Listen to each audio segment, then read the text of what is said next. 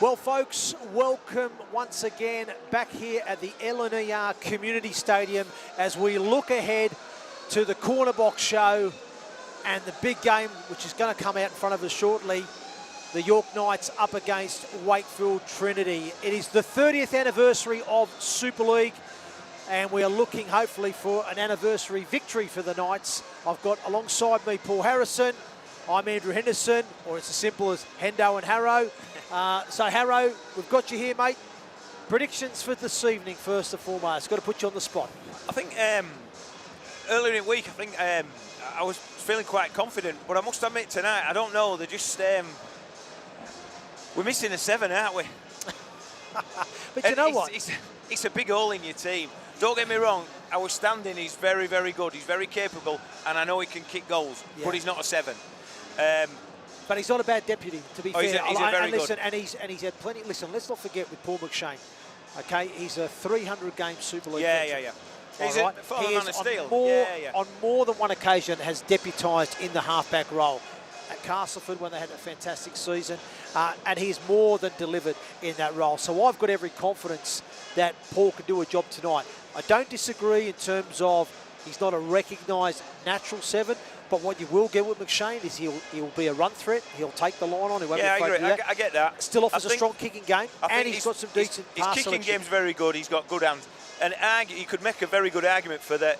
He's a better defender than a natural 7, because he's probably a 50 tackle a game, man. He's Macca, isn't he? So I can see both sides of it. I just think it was a bit of a shock when you first saw the team. To me, we looked at it and it was like, oh, hang on a second. So there didn't seem to be any news about it and things like that. And I know they like to keep things under wraps and stuff like that. But the reality is, if you leave that aside, it's pretty much the same team that did amazingly well at Wigan the other week.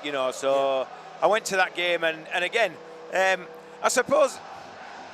I'm ever an optimist, but I'm also a lifelong York fan. So sometimes it's reality as well that sort of takes over. I think we went into this season, if I'm really honest, not expecting, to be playoff contenders or anything like that. And we've had such a phenomenal start. Them couple of wins we had and a narrow defeat and stuff like that. So maybe I'm under-egging how good York have been, in many ways, But I think deep inside I want to play. I quite like being underdog. Yes. So yes. I don't want to stand here and say, oh, we're going to muller this lot. Look at our team. We're going to white flow. I get what you mean. We're not. And the thing is, because every team we play is a good team. And when you go through their ranks today, that is such a young back 7. There's so much. Ollie Pratt's a York lad. Cam Scott played at York. Corey Hall played at York. Yes. Truman half lives in York, yes. And Sinfield's, he's sort of 20 years old. And then you look at the pack, and there's tons of experience there. You got Mac Meekin, Smoothie, who won a NRL last year. He won grand final. Chaz Vega, who's Chaz Vega, who's NRL. He's one of the most exciting players I've watched. Yes. Watching it on TV. NRL he's so aggressive. 160 games in the NRL. Fantastic. He's so much aggression, and he's so much enthusiasm and determination. So on paper, it's really two interesting teams. Do you know what I mean? Do you know what I love, Harro, is we're coming into this fixture tonight confident that we can actually get a victory. Yeah, that's the thing. What I mean? Because we know we're going to compete. Because of the way we have performed in the opening 5 rounds, the fact that we've defeated both whole clubs, we've pushed 2 of the big hitters in Wigan and Warrington. Leeds was probably the only game where it got away from us. We still showed periods of that game where we competed and went toe-to-toe with them. Yeah. But that's probably the only fixture that we haven't. I think the other thing is like... a couple of years ago, Wakey come here when they went that year unbeaten, and they won everything. And basically, they played us right at the start of the season and twice, in 1895, I think it was, That's and in league. And both, they put 50 on us and 40 on us, and you thought, crikey.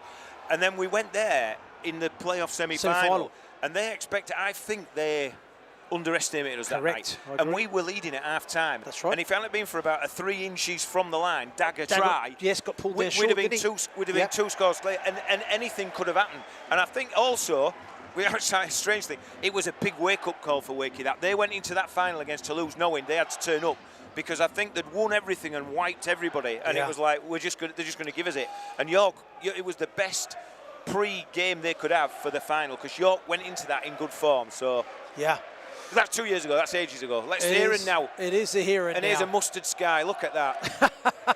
Well, the pyrotechnics have been in force this evening. And we are now actually a couple of minutes into the game. Now, York have had a penalty already. They've had a penalty, so they're now over the halfway line with, looks to be Xavier Var. He was very good of the week. He was indeed. Played some big minutes too, and so was this man, Sam Cook, who's carrying the ball. He made his Super League debut last week and got a lot of praise from coach Mark Applegarth for his contributions. Barnforth with his first start of the season at hooker gets out and finds out Hingano, who drops off Josh Griffin there. Six again. So another opportunity. We're going to stay with this for the moment, folks, and then we'll get back to chatting some more things about rugby and life in general. But McShane to this right drops off Jesse D, who's skimming back across the line. He gets in between bodies. Great leg drive from D. He's now hauled down. He's most dangerous, isn't he, when he's coming across like that? Ball goes out the back to Hingano. Drops off now to Griffin.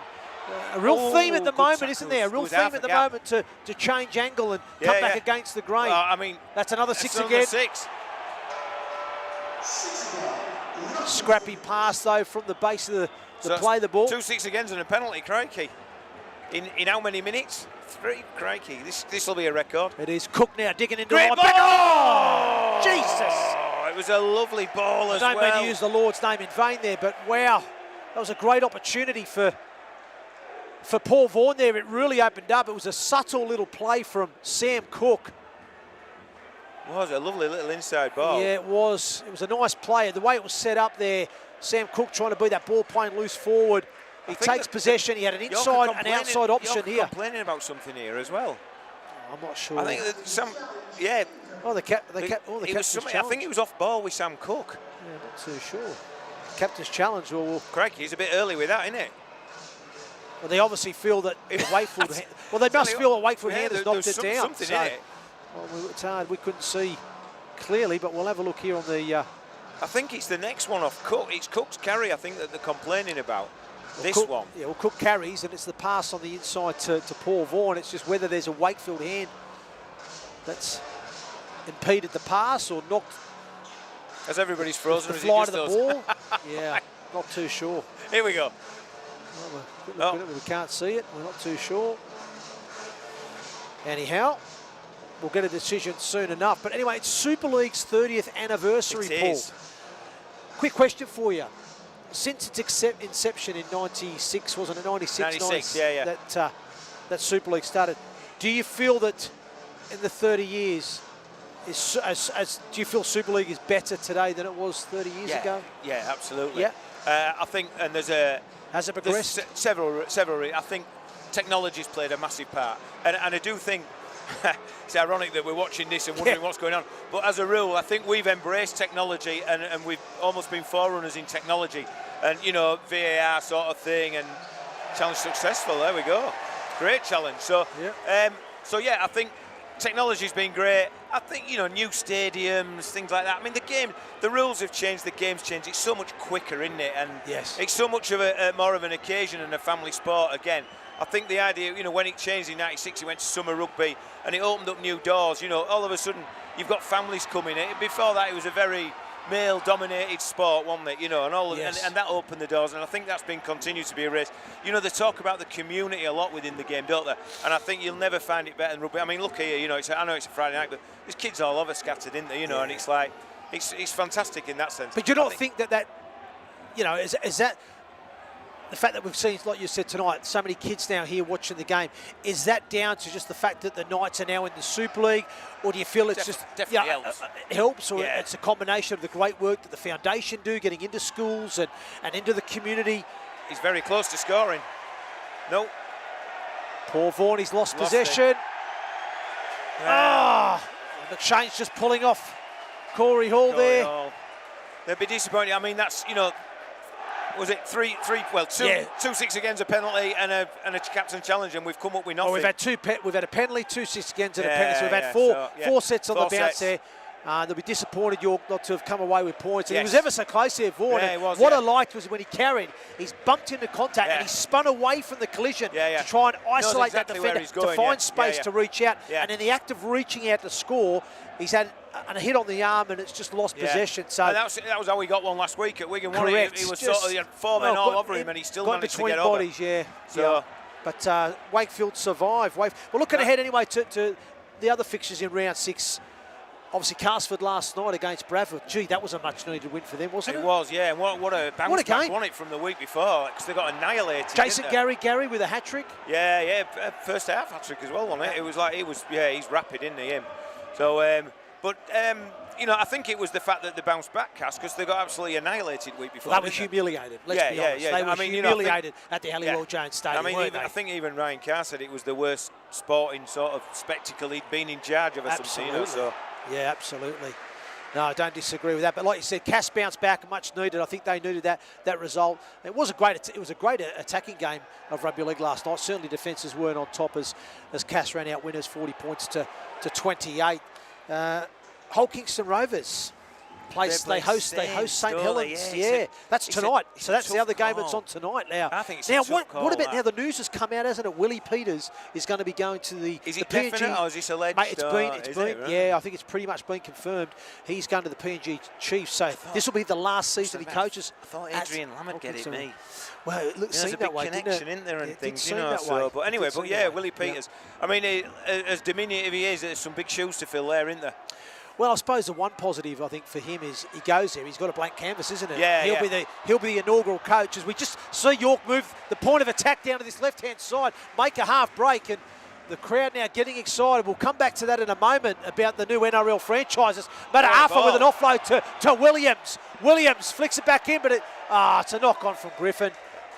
That's a disappointing intercept. It was last tackle. I think they were all expecting a kick, and they ran it, didn't they? I mean, I think that's what Griffin's complaining about. He's sort of saying, well, you isolated me on wing, and I've gone to chase a kick that never came.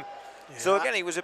I think you're right. It's an element of rugby, but it was the wrong place and the wrong time to play it. Then they just needed that end of set to be a little bit better. York there, didn't they? They'd made the initial half break with the shift play down this left. Finish off with that nice kick into the corner.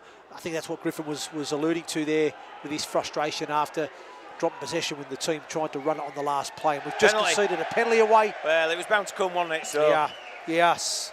But anyway, Hull Kingston Rovers, St Helens, I suppose now that, with the announcement of Willie going, it will go one or two ways. Does it inspire him? That's what I mean. Do the team now lift to go, do you know what, want to send Willie out on a high? Yeah. Or do they go, deflation because... He's off as well. He's going, and it's like, you know what I mean? It's do you think there's a few of them also thinking, Willie, I'd love to come to Australia. Do you know what, mate? Hey, do you know what? Again, they're not living in Australia, are they? They'll be living they'll be living in a resort. Basically, apparently they're building this resort in Port Moresby. All right. And you know what I mean? Where it's going to have shops and swimming pools and all the. You know what I mean? It's almost like a self-made kind of village type setup. Wow.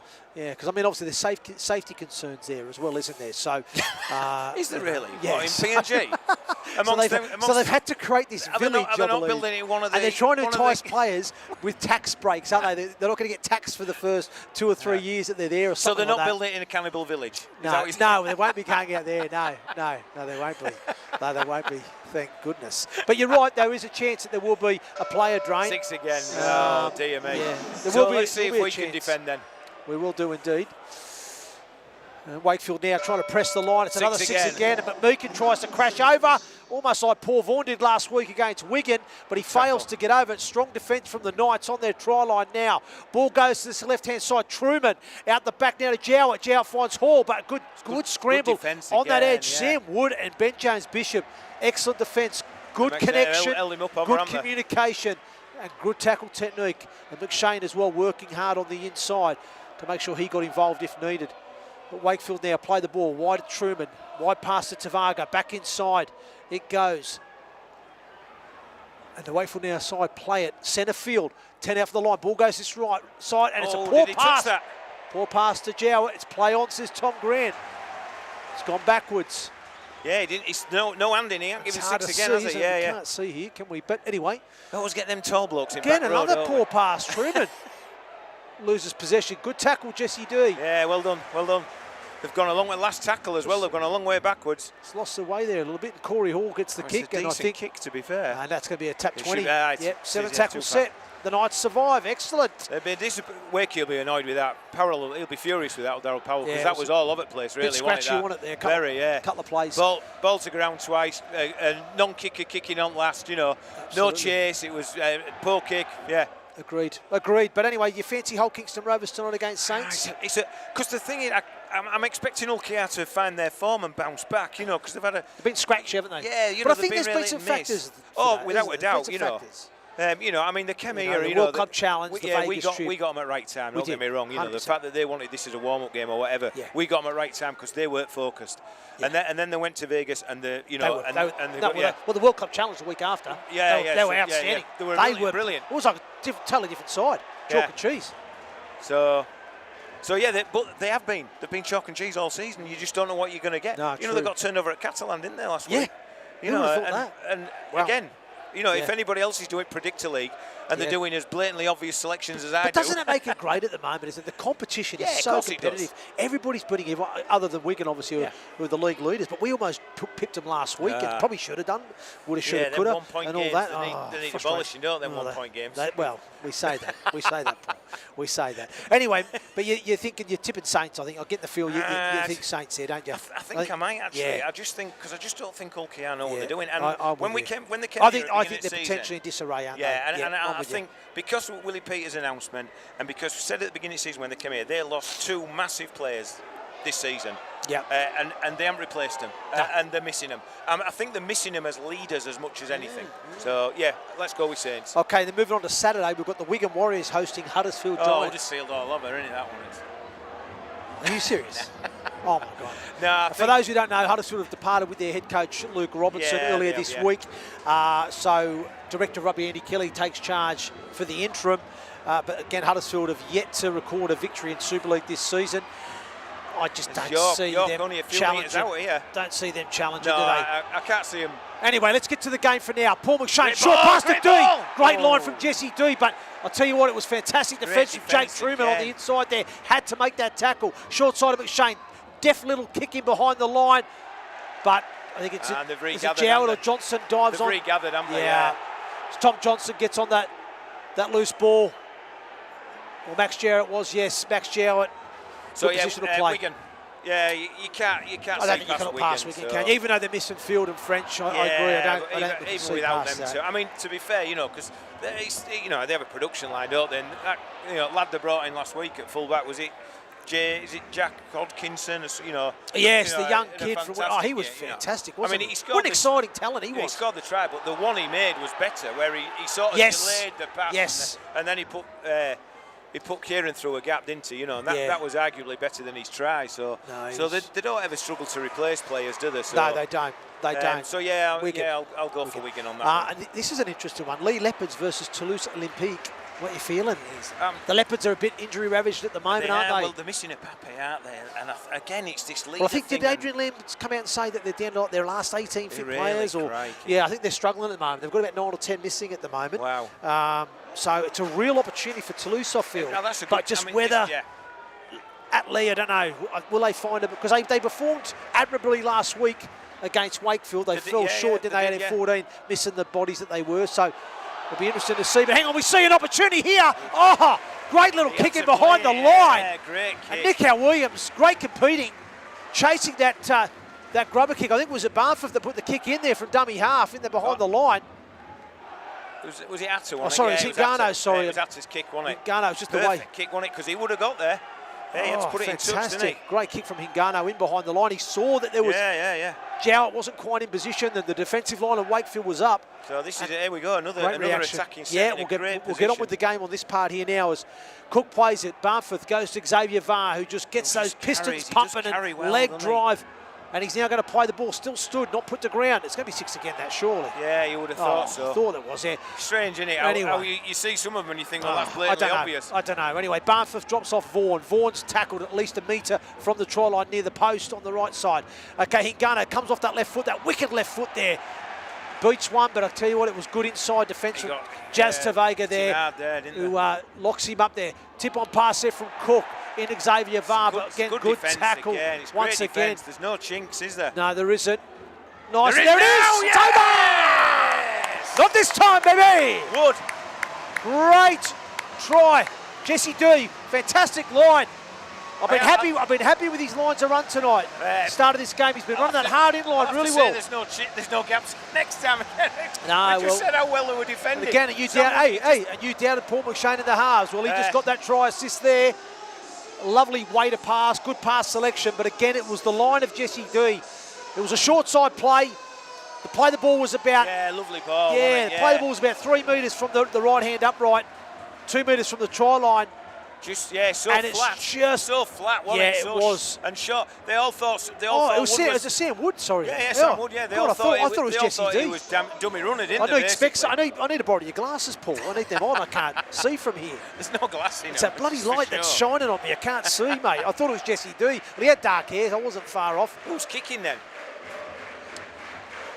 It'll be Nick Al Williams. It'll be Nick Al, Nick Al Williams. Yeah, I thought Macca might have kicked. Yeah, but he can kick goals, can't he? Yeah, but Nick Al's an accomplished goal kicker too. Yeah. We're pretty blessed in that way. We've got a few good goal kickers with Harris, Richardson, Williams and McShane. So it's one area that we're okay in. We're blessed in, really. Good. And he's got Looks good. Fantastic, Nick Al. Great kick. And that's a great start. It is a good start, yeah. You know, because we've traded sets, we've probably had a couple more penalties, we probably have a bit more territory, but we finally come up with some points from it. So I think that was an important thing. It's just been announced in Team of the Month, hasn't he, Sam Wood? The World Rugby, whatever is Team of the Month. Yes. Sam Wood's been I mean, that's a massive accolade. Yeah, it is, mate. It is. But it's a great line from Sam Wood there. Really good hard end line there. He gets on the outside of Tyson Smoothie and on the inside of Corey Hall. And Paul McShane picks the pass beautifully. And that means that York lead now, Wakefield Trinity 6 points to 0. Anyway, back to our predictions. So you were going there, Lee Leopards against Toulouse. I'll go Lee. Yeah, I'm probably going to go Lee. I think they've got a, I think they've got enough in the tank. Yeah, and I think they've got to turn corner of it. Because Trout's going as well, isn't he? Yeah, signed for Cronulla. Sharks. Like you said there, how many are going to go to PNG with Willie Peter?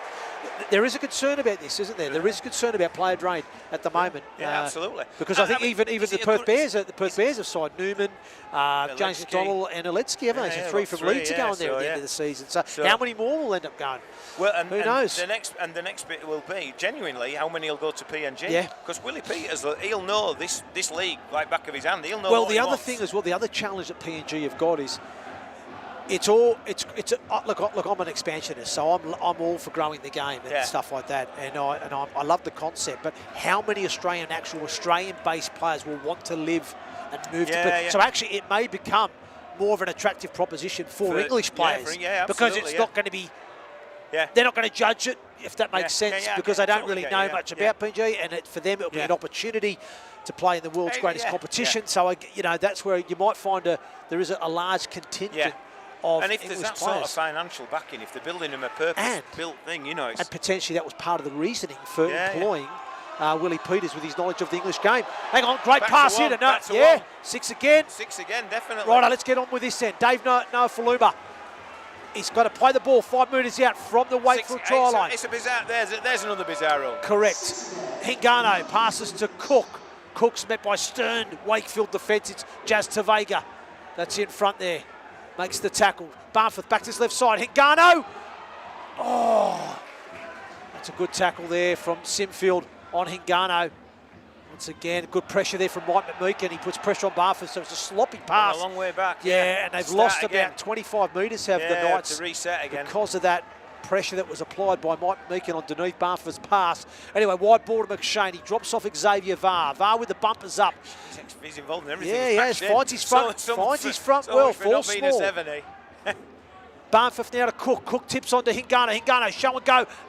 Gets his arm free. He's got it free. To Mikael Williams. Noafaluma. And he is, good tackle. That's great scramble from Ollie Pratt there. And Cam Scott, change of angle play. And again, he's in. Williams. Oh, great tackle. He's held him up. That's a brilliant tackle. Oh, wow, you've got it. Hats off to Max Jout there. That was a fantastic tackle. What a try saver. I said he's in because it just opened. It did open. Wide. It did open. So well did Jowett to hang on. I think he must have knocked on as he's going to be a 20 tap, is it? Yeah, he must have knocked on over the line, Nick L. Williams. It's going to be a 20-metre restart, 7 tackle set. That's unfortunate, but again, encouraging signs for the Knights with their attack. And Hingano, very influential getting and promoting the ball, and then it was Sam Cook with a change of angle play, who then drops off Nick Williams and Williams. They're going to be disappointed they haven't scored there, York, to be honest, with all that pressure, and especially how it opened up a couple of times. Well, you've got to credit the opposition too with their defence on the goal line. They scrambled well for each other there. And that's what we said. We knew it was going to be a close contest here this evening, and it's definitely shaping up that way to be. Anyway, moving on to Sunday's games. Hull SC hosts Catland Dragons. That's another good fixture, isn't it? It is, isn't it? For the 30th anniversary of Super League, these are some great games. Yeah. Hull FC, Catlands. The thing is, so last week, I never saw Hull beating Leeds at all. No, I didn't. You know, like, no. where did Not the way Hull have been playing so far this absolutely. season. They've been pretty average. Having seen them both play and getting tonked by one and beating other, I was all over Leeds last week. You know, I couldn't see them losing. So Hull changed my view on that. And I think I'll go back to the old adage of Catalan don't always travel that well, but they've got some good halfbacks, you know, of Catalan. You know, and it's a close one, isn't it? It's a tough one, I'll isn't it? go for Catalan. Go Catalan. I will do. Yeah. I think they're. I think they've got a lot of. Again, they've got a lot of depth. I think they've got some good leaders. I think they've got a great halfback pairing. I'll take Catalan. Yeah, fair enough. Okay. Who do you fancy in that one? I'm like you. I'm getting splinters here in my backside. I'm sitting on the fence with it. You know, it's a real tough one to call, that one. I think if Hull FC bring the same attitude that they brought last week against Leeds, I think they get the result. But I think if they get ahead of themselves and they don't, then I think Catalan will jag it. Oh, knock on there from, is that Tom Johnston? Yeah, it is. Yeah, it is, yeah. And he's filthy with himself, Johnston, as he slams the ball down.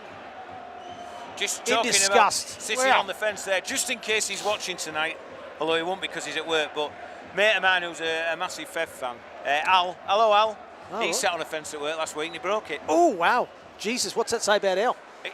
He's a salad dodger. He needs to get it. He had one the other week, he didn't know what it was.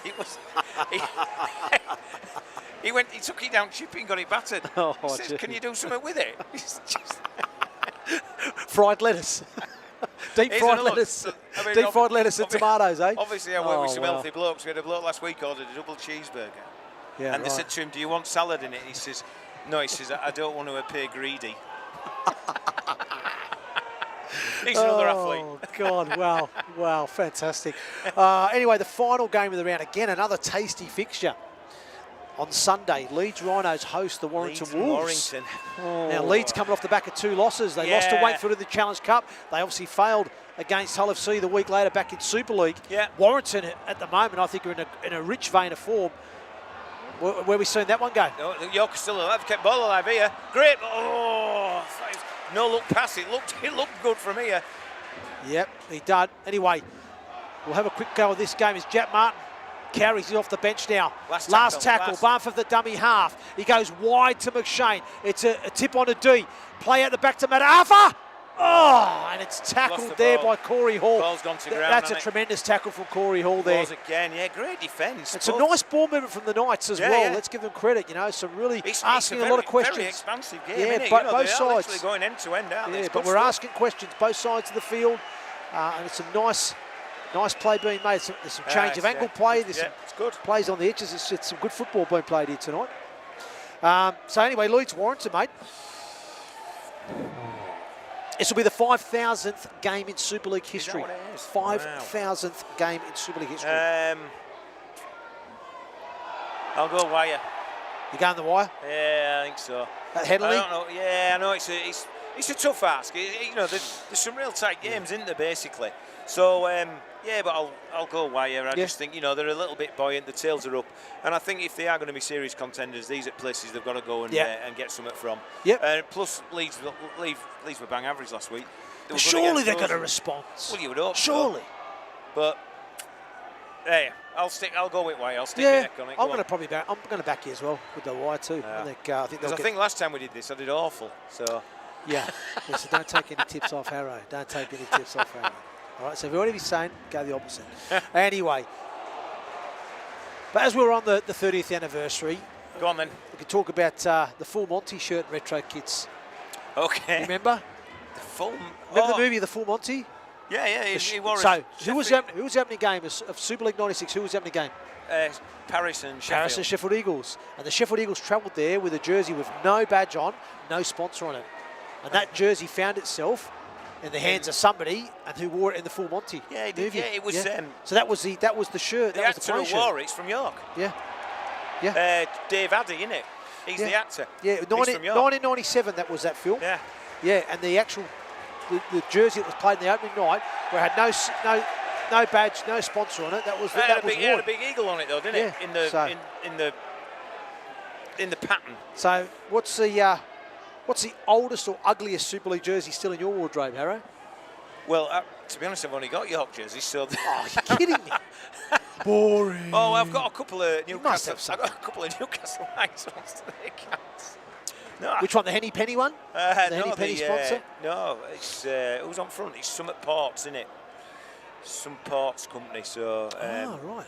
Anyway, I got a couple of So I knew somebody who worked out in Newcastle who was physio out there. Right. And he came back home to visit, and my lad was probably about 12 at the time and massively into NRL. So I said, is there any chance you can get us any kit? Right. So I went and met him for a beer, and he came with a full player's kit bag, number on it and everything, the whole lot in it, the full range of training gear for NRL. Brought it, and I took it home to my lad, too big for him. I was like, get in, it all fit me. Yeah, right. Still does. Ball to ground again, another 6. Yeah, scrappy from Wakefield, isn't it? Again, but they've got a restart. Yeah, they've got a restart, but it's not worst place to restart either. They've been definitely very scrappy of Wakefield this evening so far, but anyhow. So yeah, my oldest shirt, he'll be a York. It's very boring. In fact, my oldest shirt is one that I wore when I played for Coles.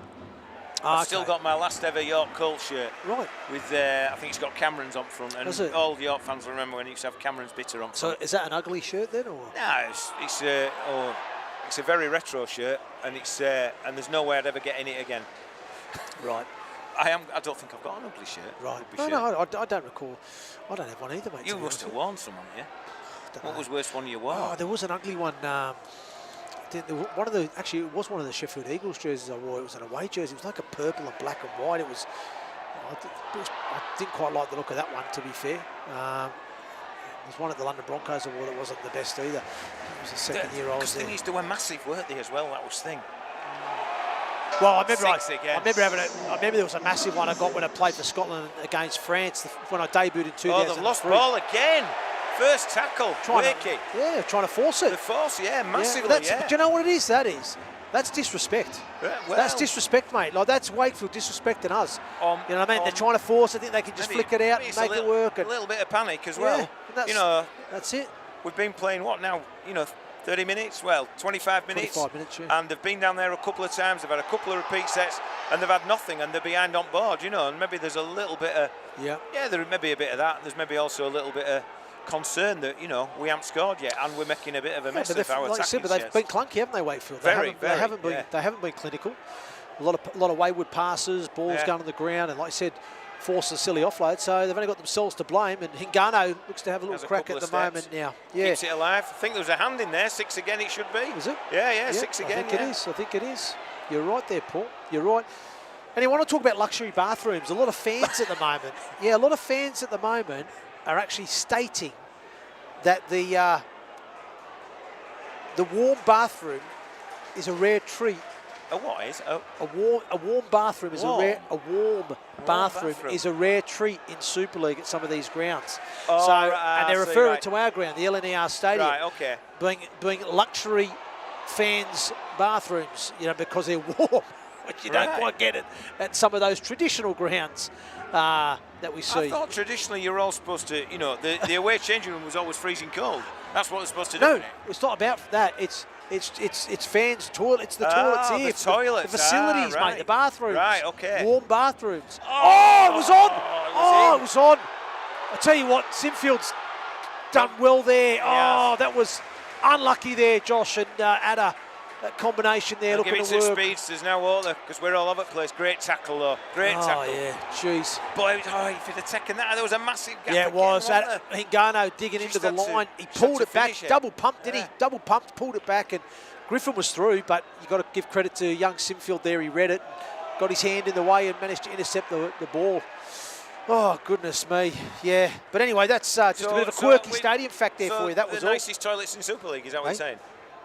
Well, that's the mail I'm getting. I've done my research, and that's fair. I said a lot of fans are often joking that the luxury of a war bathroom is a rare treat compared to traditional older rugby grounds. Wow. Okay. Yeah, and it's fans at the LNER Stadium, they joke that. There you go. They've got that luxury here. So anyway, that's what we're seeing. I mean, some of them grounds you go to. Have you been to them where they have second-hand toilet paper? They're terrible. The ones that that just recycling. It's like sandpaper, isn't it? Imagine it's like wiping your backside with sandpaper. I know the ones. Look, gives you gravel rash. Here, you do your changes, so I'll do one as well. So here we go. Look, I was just thinking our table, because we haven't got any sponsors yet, have we? We're waiting for our product placement. Oh, so what have you got here? I thought I'd bring something for the regular viewers. They'll understand this. So I did my research, and there's Veronica. Oh yeah. Remember Veronica? Yeah, remember Veronica, mate. From the other week? Yeah. So there you go. We'll have Veronica on the I think front there. Was it Austria, the country? Austrian, yeah. So an Austrian cow that was the first cow to ever.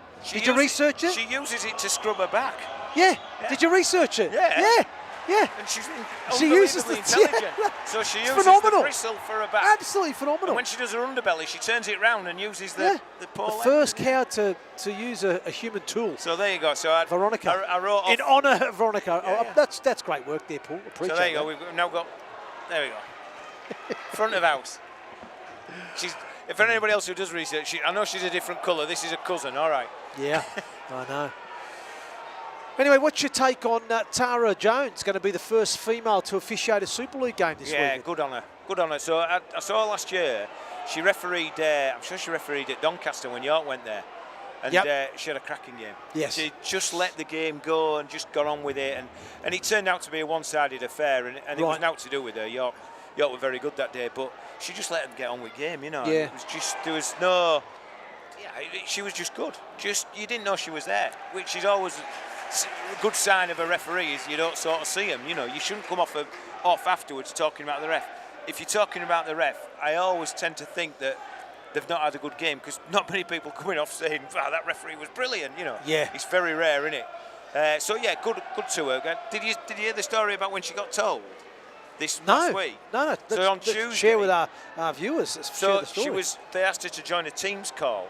And they said there was some of the Super League match officials were going to, and the guys who hand out all the games and things like that, but the head of refs and stuff. So she actually thought she was in trouble. So she joined on this Teams call, and they told her that you're going to be refereeing at the weekend. She was on her way down to Windsor Castle to collect her MBE when she got the call. Oh wow! Oh no! Wakefield has scored. Right under the sticks. They have indeed. That's a disappointing one to concede. Is it Hamlin-Ueli off the bench? Caleb Hamlin-Ueli for Wakefield Trinity. And it's come off an error, wasn't it? David Noel-Faluma. Obviously, they put a high kick on at the end of the set for our viewers at home. A high kick from Wakefield to this right-hand corner. And Noel-Faluma makes the error. As the ball came down, Hingano was in front of him, so was deemed offside when he collected the ball. That's what gave Wakefield the penalty. And 3 plays later, Big Ueli just goes straight through under the post. And disappointing try to concede there for the Knights. Yeah, there will be. So I just don't think Wakefield have, I don't think, even though they've won the last 3 games coming into this fixture, I just don't think they're humming yet. I don't think they're really found their groove yet, even though they have won the last 3 games. Yeah. And that's why I felt tonight, we've got a real chance of knocking these off. Yeah. Especially if we played away our potential, because, we're a good side. Fairness, but they have been clunky so far. And they have been, absolutely. I mean, that's come off back of an error. We've defended quite well, to be fair, so that's the first time we've coughed it up, really. And they've punished us for it. Yeah. So, you were talking about 30 years of Super League. Oh, yeah. 12 teams that year. Yep. Can you remember them all? Oh, jeez. Right, OK. That's a good question, that. 12 teams of Super League, so we go Paris, Sheffield, we know that. Warrington. Yeah. Wigan. Yeah. St Helens. Yeah. Is that 5? That's 5. Yeah. Oldham. Yes. Workington. Yeah, that's the Halifax. Yeah. Castleford. Yeah. Wakefield. No. So Castleford. I think you've got Is it 3 left? I think you've got 3 left. Yeah, got 3 left. So not Wakefield. No? No, Wakefield. Huddersfield? No. No. Jeez. Well, one of London? them. Was London in? London's one of them, yeah. 2 left. One of them's a real big one. They've won grand finals several times. Leeds? Yes. Of course, yeah. One more. And they're also won it a few times. I've said Wigan. Back in the big time. I've said Wigan. I haven't won it for a long time, but back in the big time. Bradford. Yeah. Bradford Northern. Yeah, Workington was the one. Workington and Oldham, they're the two that People forget. tricky ones. Yeah. And I got the tricky ones with Halifax as well. Struggled on the big guns. Yeah, it was working really. That was a right surprise. Yeah, anyway. Jeez. More messy play. York picked up another loose ball here. Yeah, they have, mate. Real scrappy. We're talking about glass. We've got this glass behind us, eh? In a story. An NRL coach, details have emerged from Canberra on this one. So that probably gives it away. An NRL coach reportedly required stitches this week after shattering glass at a stadium during a moment of frustration, which he later dubbed a shithouse stadium. I wonder who that. They clearly didn't have one toilet. I wonder who that was. Yeah, they didn't have the luxury bathrooms. That's what he's blowing up about. Where's these luxury bathrooms? Would it be Ricky? Hey, I've got the. I don't have bloody toilet paper to wipe my backside with. They've only got it's like sand. I've only got sandpaper. I have to grab the sandpaper. Roof stuff. Oh, goodness me. Anyway, Yorker on the attack now. Oh, it's a good tackle that from Ollie Pratt. He's a York lad himself, as you highlighted pre-game. And yeah, Hewitt lad. He's made the... you had to get the Hewitt in there, didn't you? Well, Anyway, kick over from Garno. It's up. They're challengers. Taken. Big James Bishop is over. What a take. What a catch. What a catch. Right, it's a real good kick, because it's brilliant. It was like a lot of hand time. Yeah. It was a sort of right-footed kick, but he kicked it obviously with his left. But he absolutely nailed it. It's a wonderful kick from out of Hingano. And what he's done there, Paul, the way he's kicked the ball, he's allowed it to stay. It's almost had hang time. Traditionally, kicks will go up and come straight down. And it was almost, it went up and it was floating down slowly.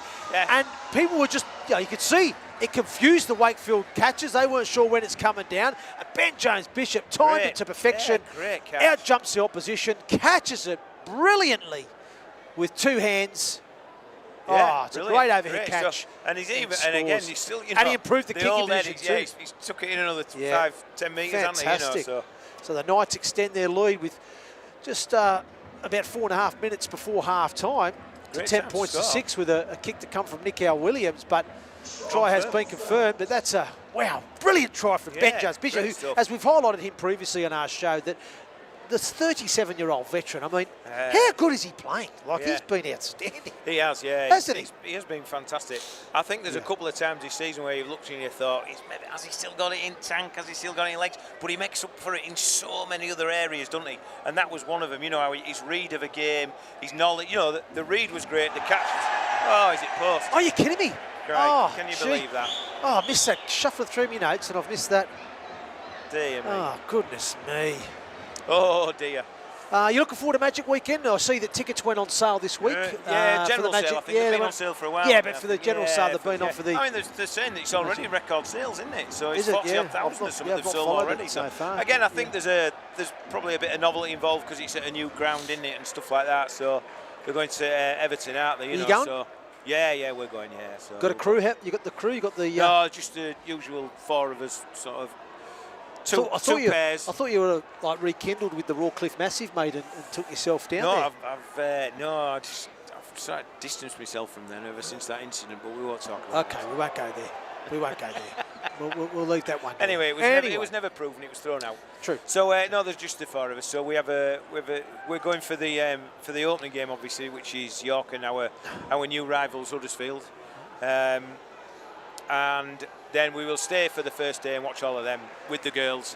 And then the following day, me and Graham, we're going to go watch a couple of games while the girls go off and do some damage to the cards, no doubt.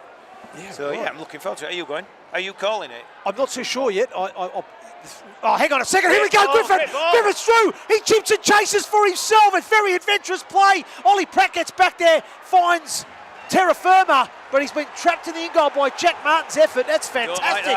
And he's not happy there, Ollie Pratt, because he felt he'd hit the ground. He was tackled. Well, like I said, he felt that he'd hit terra firma, and it was a second of it. They challenged it. Yeah, they are. And I think they may get the penalty here, to be fair. But again, it's Hendo who's been instrumental this evening for the York Knights, pulling the strings, building a nice combination there with Josh Griffin. We saw him try to put Griffin through a hole previously where Sinfield managed to intercept, but this time Griffin is through. Yeah. But man, what about Griffin with the chip and chase, rolling back the years? It almost proved fortuitous for them. The thing is here, is the tackle made, or is he completing the tackle? Is it a voluntary tackle? Correct. No, I don't. No, I think I think it's whether he deems that. Oh, I see Griffin hasn't touched him, but I think. But Hendo does there. Hendo does. Yeah. But so that's tackle complete. That's, you'd class that as, for me, from what my experience, he's held. That the tackle is complete now. He's hit the ground. There's hands on him, and then Martin comes in late and pushes him in. Which again, it's really difficult. Martin's on the way down, isn't he? But that's it's a later of the law, isn't it? It's a 50-50, isn't it? He's tackled there. It's a real 50-50. It's one of them. If it happens to York, I'm saying it's a penalty. If it happens to Wakefield, it's 50-50, and I'm not sure. But that's what Pratt's saying, and I don't think that's his blood. It's off somebody else in it.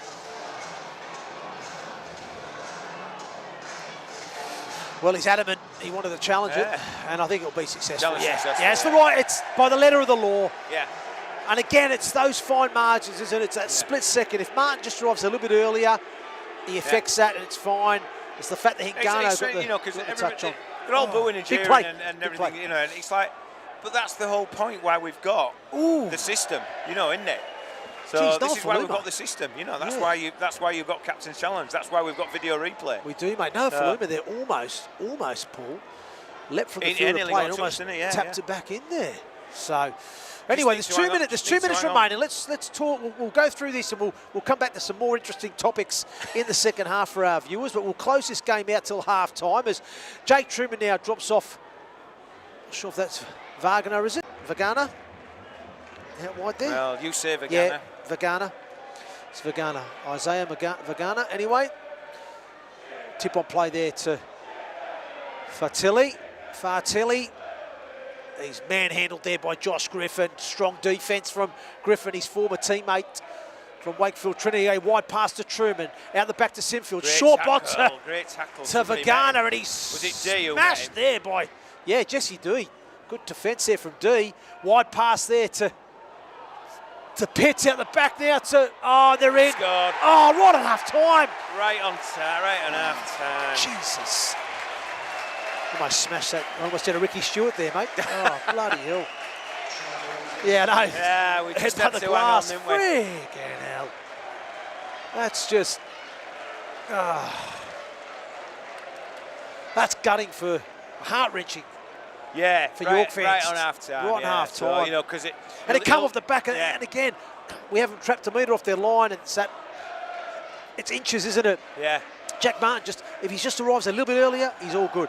I think not for and you can't take nothing away from Jack Martin either, because he's competing hard. He's on that kick chase. He's in the frame to try and effect a quality tackle, and unfortunately gives a penalty, which then gives the field position for Wakefield. They take the tap restart almost near the halfway line, and look at that, 4 plays later. They move the point of attack to this right-hand side. It was a nice passage of play. Jay Pitts playing that ball, playing loose roll forward, out the back to Sinfield, who finds Jowett. And Jowett, as we know, he's very good at that 3v2 option at the back, and he finds the pass. pass. West in it, basically, and that's what they've done, and they've done it really well and executed it well. Nofaluma was sort of caught in the middle there, wasn't he? And he's gone for intercept, but again, it was very well executed. That was, mate. There's your half-time, and it'll be Jowett kicking off touchline, who is a very, very good goal kicker, as a rule. So... you sort of, when you see that one with there, it's deflating, that, isn't it? It's like, the one that hit the post, you think, is that going to come back and haunt us? That's anyway, frustrating. We'll get a decent view of this one. There you go. It looks pretty good. He's got it. Yeah, he's got it. Yeah, right. Well, folks, that takes us now to half-time. What a fantastic first half of rugby league. We've had a great time calling parts of the game, and certainly the highlights anyway, and then obviously having a good chat about the 30th anniversary of Super League, you know, looking ahead to the other Betfred Super League Round 6 fixtures. You know, we've had a little bit of a touch on, you know, the retro jerseys and who's of that. You know, we've reintroduced Veronica as well. Veronica, so we've discussed loads there, haven't we? We've had a great chat there, Harro. And I think, you know, out of the corner of our eye, we've watched actually a really, really good game. We have. It certainly hasn't been clinical. No. There's been a lot of errors, but it's been very entertaining. It's been very fast. It's been very end-to-end. It has and I think York will go in very disappointed. I think they've bombed a couple of tries, and I think they'll also be really annoyed to concede that one right at the death there. Absolutely. And also that goal kick, will that come back will to it come back to Haunters? Who knows? But one thing we do know with the Knights, we're in the game. One thing we do know with the Knights is we won't go away. No, you know, and we will compete to the 80 minutes. So Wakefield know that if they're going to get a result tonight, they are going to have to be miles better than they were in that first half, because we're going to come back and we'll get more points, and we've got the ability to score more points. So anyway, that's what we've learned this year, is that if we're still in the game at half-time, we're still in the game. We are still in the game. We are in the game. So, folks, we'll take a short break. Go get the kettle on if you need to. Get the biscuits out, the digestives. I'm off to a warm toilet. Yeah, well, you're going to the luxury bathroom here at the LNER Community Stadium. We're going to take a short break. I'm Hendo. This is Harro. We'll be back for live and exclusive second half coverage here on the corner box. See you soon.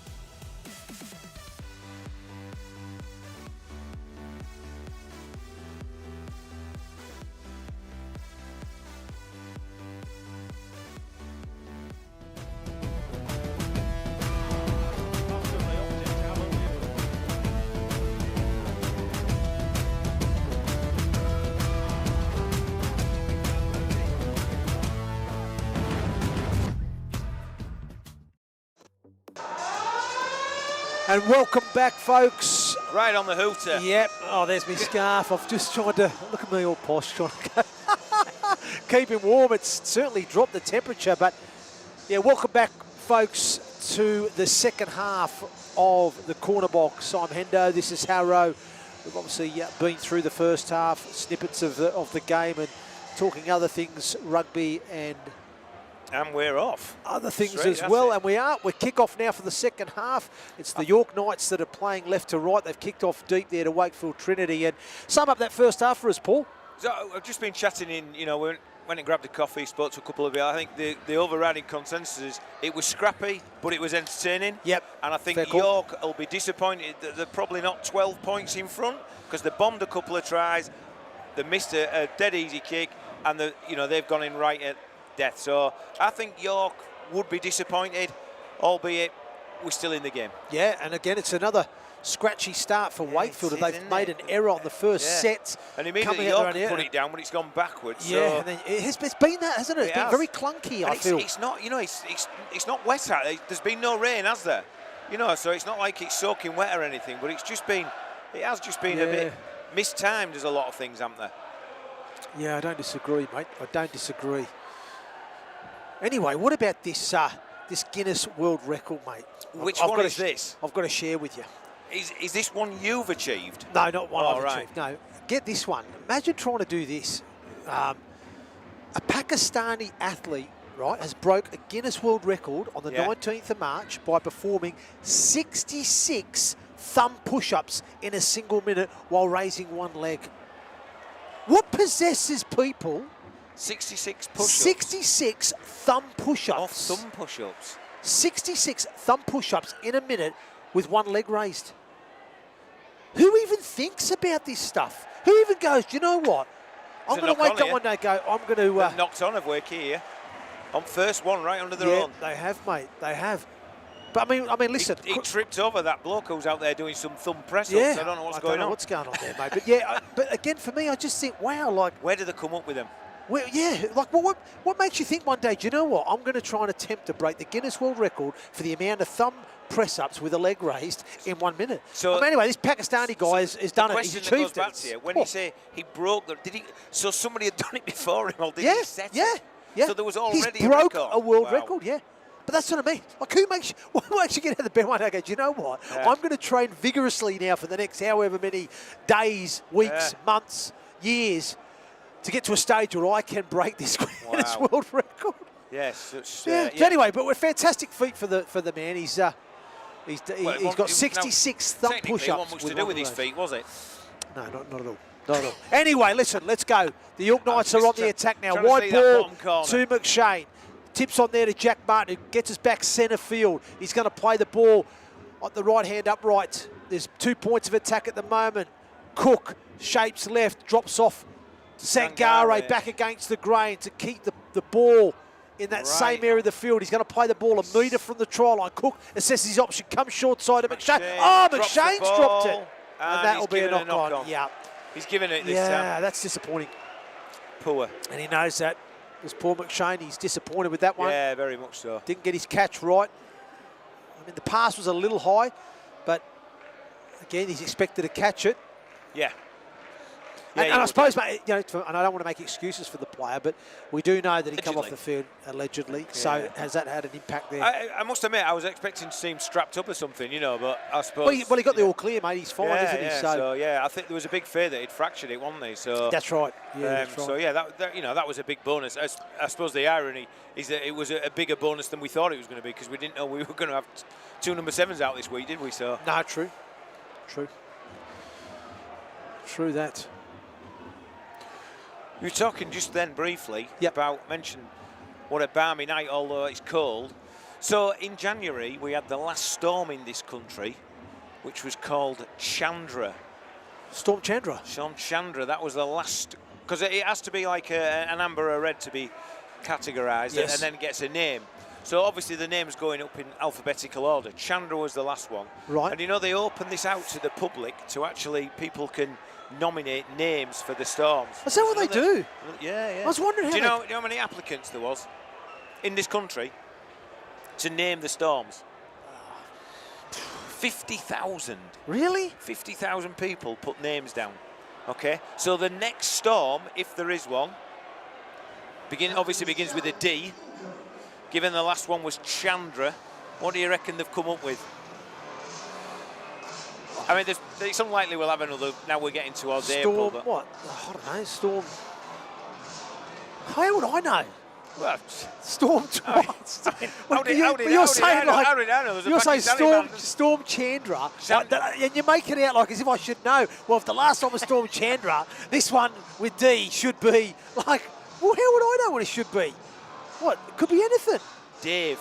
Oh my God. Oh, do you want to hear some of Storm the... Derrick would have been better. Storm Derrick would have been better. Some of the ones that were submitted. Oh, my God. Some of the names that were submitted. Storm Dave, that's got me that. That's horrendous. Stormy Mac Stormface. What? For when we get to S. Oh, my God. Kia Stormer. Elon Gust. Windy Winston. Hang on. Oh. Bruce Springstorm.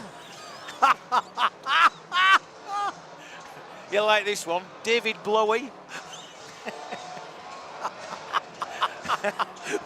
and one that links us back to York. Dame Judy Drench. Oh, God, that's got me, mate. What the hell? Where have you come up with these? Well, I just, it's research. You do your...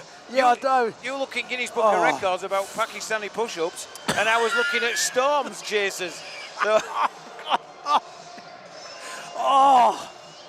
there was another one that got put forward, but it was thrown out, and that was Storm Prince Andrew. But that one got thrown out. Yeah, could have been. That was blown away, wasn't it? Blown away, that one. Jeez. Wow. So there you go. There was that a little bit of research, Storm chaser research. Oh, goodness me. Challenge successful. Oh, wow, wow. Oh, goodness me. Is that 3 successful challenges tonight? I believe so, yeah. 2 for Wakefield, 1 for York. That's correct. No one touched it, did they? So it should have been play on there. So it was the right call. Yeah. Oh, anyway. Oh. As we settle into the second half, 5 minutes has been played. Scoreline still remains Wakefield Trinity 12, the York Knights 10, and the Knights are now trying to work themselves out of yardage as Sam Wood carries off the ruck, takes us centre field about 30 out from the try line. Now it's Noah Faluma, who's been strong with his yardage carries, but he's been not as effective tonight. Not as effective tonight. Yeah, he's been good since he arrived, hasn't he? He has been. No, he has been. Brilliant. Josh Griffin's certainly up for it, isn't he? Yeah, I mean, Nofaluma came, and he sort of arrived on the Wednesday. And by default, he got in on the Friday, and he scored a double, didn't he, at Hull? And he's never looked back. I mean, he's a good player. He's keeping Galliano out of the team, He is, but and rightly so. He's playing well. Yeah. Can't fault it, mate. At the end of the day, Galliano was unavailable for selection. And obviously, Noah Faluma came in. Took his chance, he took his chance, and that's the nature of the beast. He's got to have to bide his time now. We know Galliano's a quality player, and I'm certain that he'll force his way back in at some point, but he just has to be patient for now, and as these other people have got the shirts, and that's a great position to be in, and as a coach as well, it's a great position to be in, to have that luxury of being able to leave good quality players out because, others are playing well. Yeah. Oh, he's injured there. He's got hurt, is Ollie, hasn't he? Ollie Pratt there, he's struggling. He got a little bit of a knock. He's struggling. Great carry as well. The lad from Heworth. Don't get that in for you. He was a quality player. I remember, I didn't coach him. He was year below my lad, but I remember going down to watch him when he was about 15. Yep. And he was one of them kids at that age. He just stood out. Sure. And I don't want to be disrespectful to any coach, but he didn't take any coaching. He was that good, and you could play him anywhere. Yes. He was so just had good. a good rugby IQ. Yeah, he was so good. Yeah, good rugby IQ. But it'd be remiss of me if I didn't say well done to Brent because he was his coach, and he'll get all upset because obviously. But it was Brent. Yeah. Well done, Brent. Yep. You played a part. That's what all those community. That's what all those community coaches do. I mean, they all play a part in the development of players. One player don't make a team, And it's important, mate. And it should make those community coaches that were involved in his journey proud because they've all played a part. They've all contributed in some way, whether it was the under-6 coach teaching him how to tackle first and, those type of things, or just, they've all played a part in his development. So they should all be proud. And that's what we're forever thankful for, those community coaches that are working with our young kids and young players and keeping them engaged and interested in the game of rugby league, but also playing a part in developing them not only as players but as people. And it's a credit to our community coaches. When we went to Wigan last week, it was something that I haven't seen other clubs do it yet. But when they put all the players up before the game as they announced the team, and they put all of their community clubs next to them, and the amount of times that Wigan St Pat's come up, Wigan St Jude's, Holton, Farnworth, all these teams, and you think, crikey. And of that 17, there must have been sort of, 10 or 12 that were all literally local lads, which, given the amount of talent and strength that Wigan have got, that's mighty impressive. Yes. Got it away to Johnson. He's got absolutely nowhere to go. He's been ambushed there by 3 York players, Yeah. and it's good defence. I thought some nice hands there from Wakefield. Looked like they created a half opportunity, but the Knights' defensive line kept moving their feet and got numbers there and harassed Johnson. Gave him nowhere to go. Oh, goodness me. Here comes a kick on the last. It's a high box kick, yeah. Yeah, well taken there by Noah Faluma. I think he would have. Yeah, it's a decent kick, decent chase, and you know they've finished him off well, haven't they? Good territory now. This is, you know, this is where these are hard yards now, aren't they, for York? You know, trying to get out of here. Miles offside, aren't there? It was a slow play the ball. There was an arm in, wasn't there? Yeah. And it just sort of disjoints everything. Again, it's slow, that, isn't it? Really, they talk about great hit, but it ended up in a worse place. That's good. That's good. That's good. Isn't it? It is indeed. As they go down that left side, yeah, it's York. good. Yeah, but it's good. Good meters there from Nick Williams. Yeah, smart play there from McShane. It was Atta again, wasn't it? Atta's been involved in a lot of good stuff tonight. That's a right kick, is that? God, he's lost. Is he? I can't see. It is if they tackle him. I can't it's a see. great tackle. It is eventually, yeah. He's had a couple of bounces off him, but it was a great kick. He done well there, Tom Johnson, to be fair, because he dropped the ball and he done well to sort of get out the in goal there. Because I thought we were going to be able to drive him back in there, but he showed some good strength.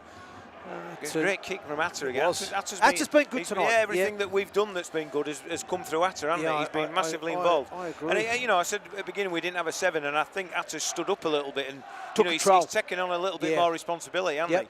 I don't disagree with you there, Paul. It's a good defensive set there. 40-20 at a guess. It's an attempt at that, but it's not going to get there.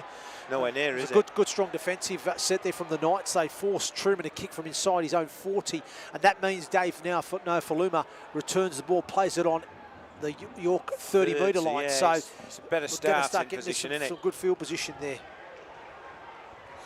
Just going set for set at the moment, aren't they? Indeed.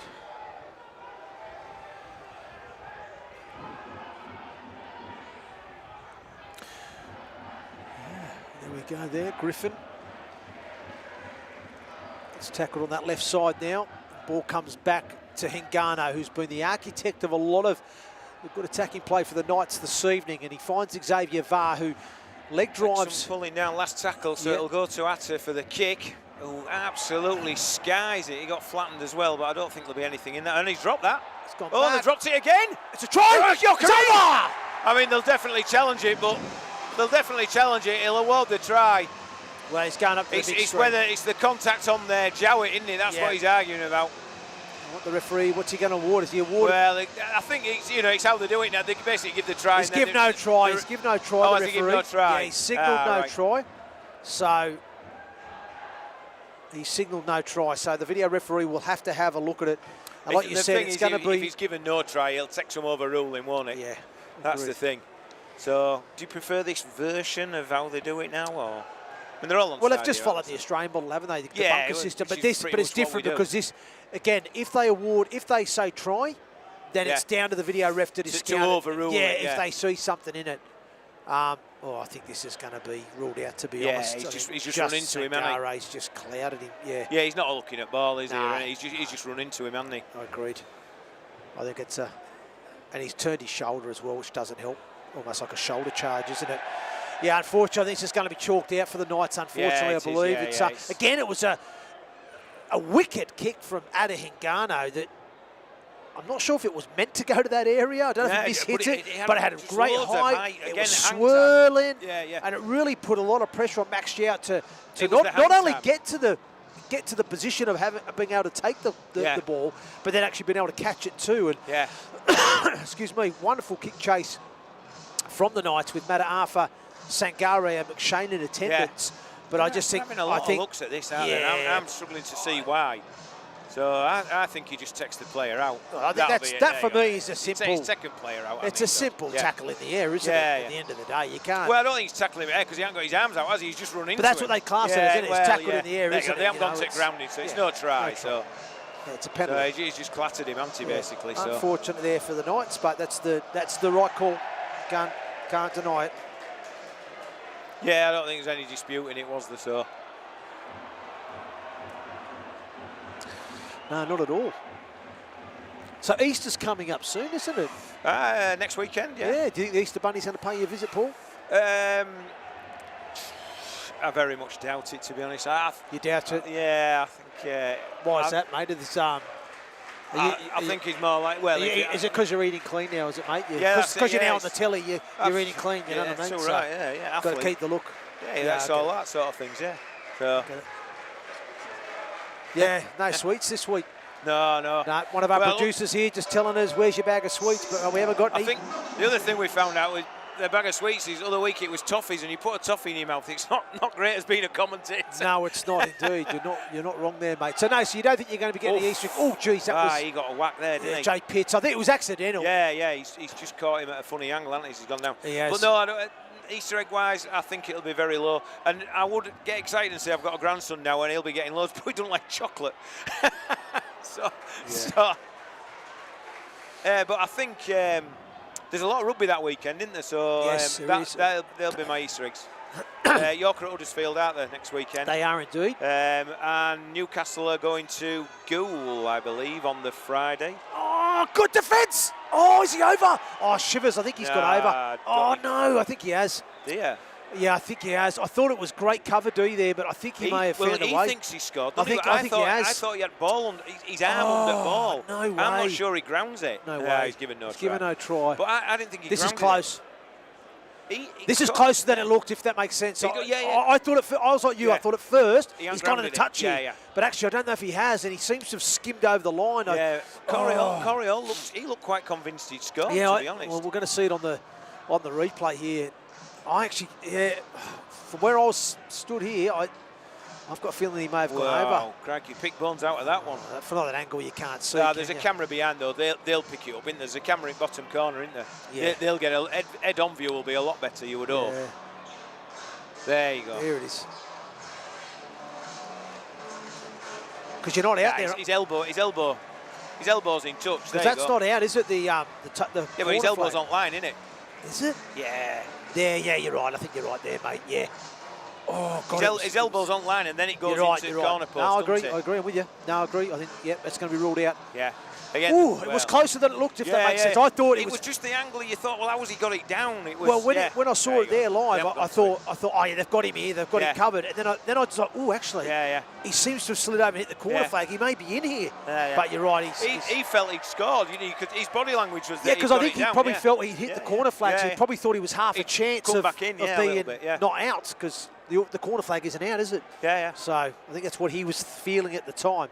But you're right, the video provides the evidence, and but Wakefield are denied. We start another set from our 10. You know, I just feel like this. You know, first opening 10, 12 minutes, we spent a lot more time down at our end of the pitch. You know, like compared to first half where we spent a lot of time down here attacking. Yep. I feel that they've maybe just gone up a little notch. Yeah, they've just had the field position, haven't they? At the end of the day, it's that time of the game. This is an important period of the game, isn't it? Really. Yeah. You know, as Barnforth now out of dummy half finds Cook, tips on there to Jack Martin. Martin spins, finds his front, gets a half quick play the ball. Hingano, who's been the main orchestrator again, and he skims across the line and almost Benji Marshall-esque with the dummy drop-off flick type material there was on show. But he's involved in everything, isn't he? And he's proving very elusive. And there's good pressure on Jowett, and that's a great kick chase. I think from the Knights. It's Josh Griffin leading the charge. I said he's up for it tonight against his former club.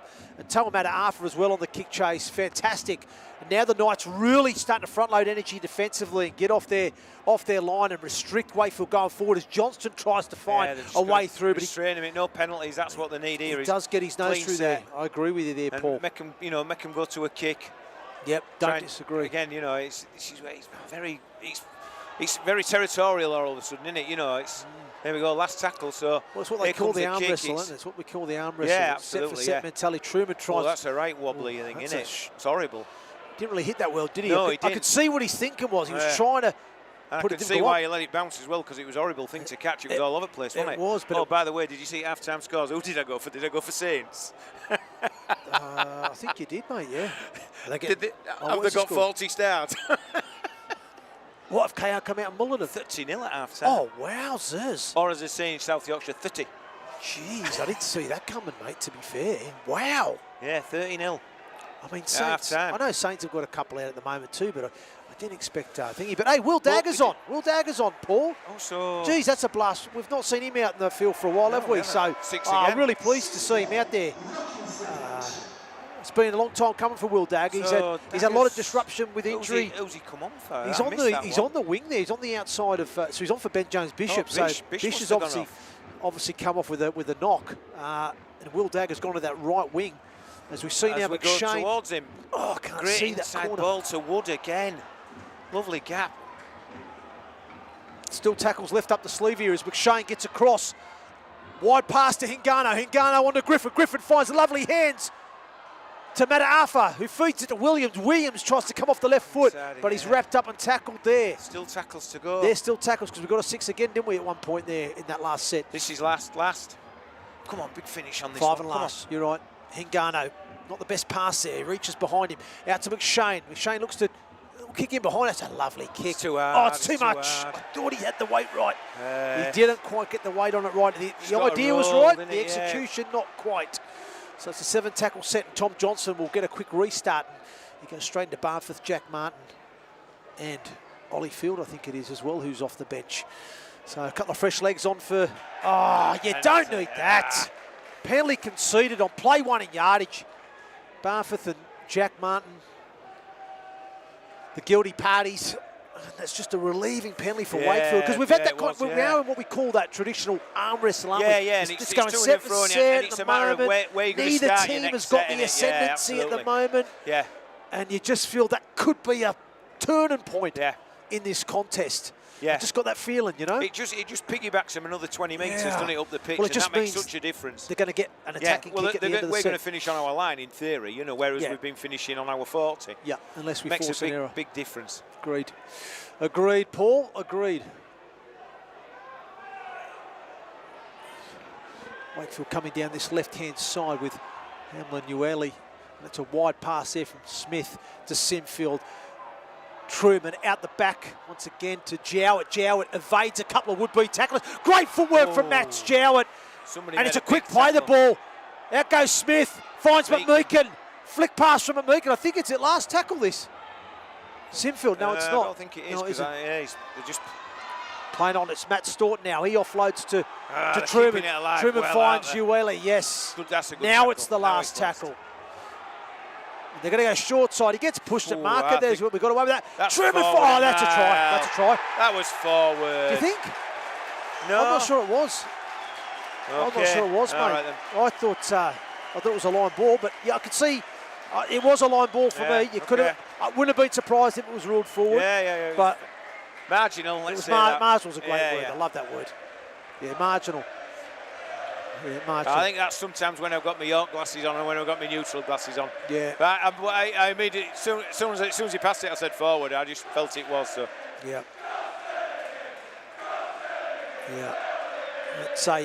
It's a good try there for Wakefield. Well executed, Jake Truman. Yeah. You could see there that the Knights on that short side, they got up high, didn't they? I think it was the wing. Dagger come up and in. Also the fact that he had to stretch so far to get it. I think Dagger just needed to hold his nerve a little bit there, but he obviously felt that they had the numbers, and he's just made that decision to come up and in. And that's what got exposed, because Truman was able to delay his pass. Because Dagger gets ahead of the line, he's able to put the pass behind Dagger. And I tell you what, mate, he left it in a position where Tom Johnson had to really come on and catch that football. Well, that's what I was saying. And he did so well. It's the fact that he had to lean because so the far. He was because of the depth he had. Because the initial play was, there was going to be. It was like the way they set up that short side was Truman was going to have a lead line with a sweep line out the back there. And obviously with Dagger presenting early, that created space for him to then play not a one over the top, but a sort of a through ball type thing. And try confirmed. It doesn't matter what we think now. Either way, it's a try. Yeah, disappointing there for York, but I did say, didn't I, that penalty? Yeah, well, I said it. I just felt that would be a turning point. It's been a real arm wrestle set for set. But that was going to be a turning point. I could feel it. They had to capitalise off it. They had to do something with it, and fair plays to them. They have, you know. Like you said, it was little bit of a game-changing moment. It was a bit of a tide changer, wasn't it, really? You know, and they've meant most of it, and they've finished off well in corner. Well, so. I think, again, yeah, we were short on that short side. They'd had almost a 4v3 scenario there. Will Dagger makes the early decision to come up and in and try and kill the play down. Yeah. And obviously Truman had the smarts. He saw the trigger to just hold that ball. It was a clever pass because he sort of dissected 2 or 3 people. No, it was good. You've got to give credit where credit's due. It was a well-worked try, well-executed piece of skill from Jake Truman. Great pass selection and decision there, and a great finish from Tom Johnston. But the fact that Max Jarrett has missed the touchline conversion, the scoreline now is Wakefield Trinity 16, the York Knights 10. It means that we still are in this contest, you know. Yeah, there's still 20 minutes left. 20 minutes coming into the final quarter now. Yeah, it's plenty of time for lots of things to happen. Agreed. Oh. Agreed. And I think both teams have tidied their act up a little bit. You know, I think we saw lots of errors, didn't we? And there's not been half as many in this. It's not. It started a little bit clunky. The start of the second half, I felt like, and then it seemed like they've gone into the gears. Well, we've got into that arm wrestle. It's sort of got into that sort of contest, hasn't it? But then Wakefield have just kind of took the ascendancy at the moment, and they get a high kick there from Jack Simfield. There's a lot of pressure there on Noah Faluma, but he takes it well, and he's wrapped up there by 3 Wakefield kick chasers, and now Nikhil Williams will have a job to do to get out of backfield now. Jack Paul Vaughan's just come back on. He's back on. He'll add that little bit more oomph and impetus to us, won't he? Absolutely, mate. Absolutely.